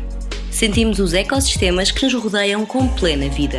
E, claro, orgulhamos-nos do potencial turístico da nossa extensa e bem preservada costa. Mas nem sempre foi assim. Para chegar aqui, foi necessário um programa de investimento sem precedentes, centrados nas chamadas Estações de Tratamento de Águas Residuais, ETAs. E foi também necessário o envolvimento de todos, Estado Central, municípios, empresas do setor e sociedade civil.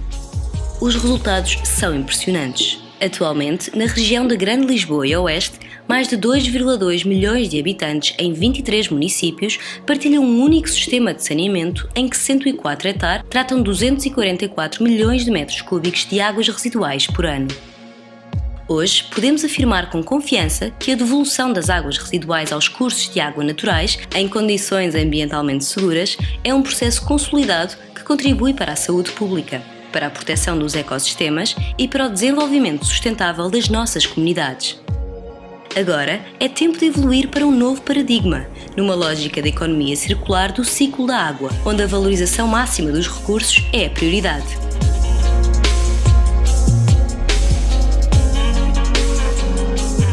A Águas do Tejo Atlântico criou um novo conceito que reforça o caráter industrial do trabalho realizado no METAR, que não se limita ao tratamento das águas residuais.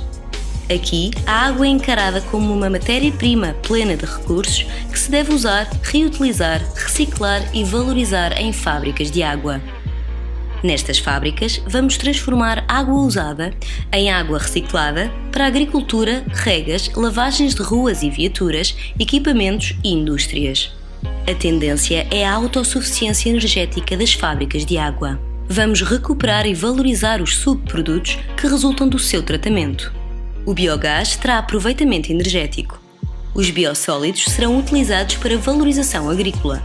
Os bioplásticos e nutrientes vários serão incorporados em novos processos produtivos. Este é apenas o início da exploração do potencial das nossas fábricas de água. Uma visão da Águas do Tejo Atlântico. Empresa virada para o futuro, para a inovação e para as pessoas.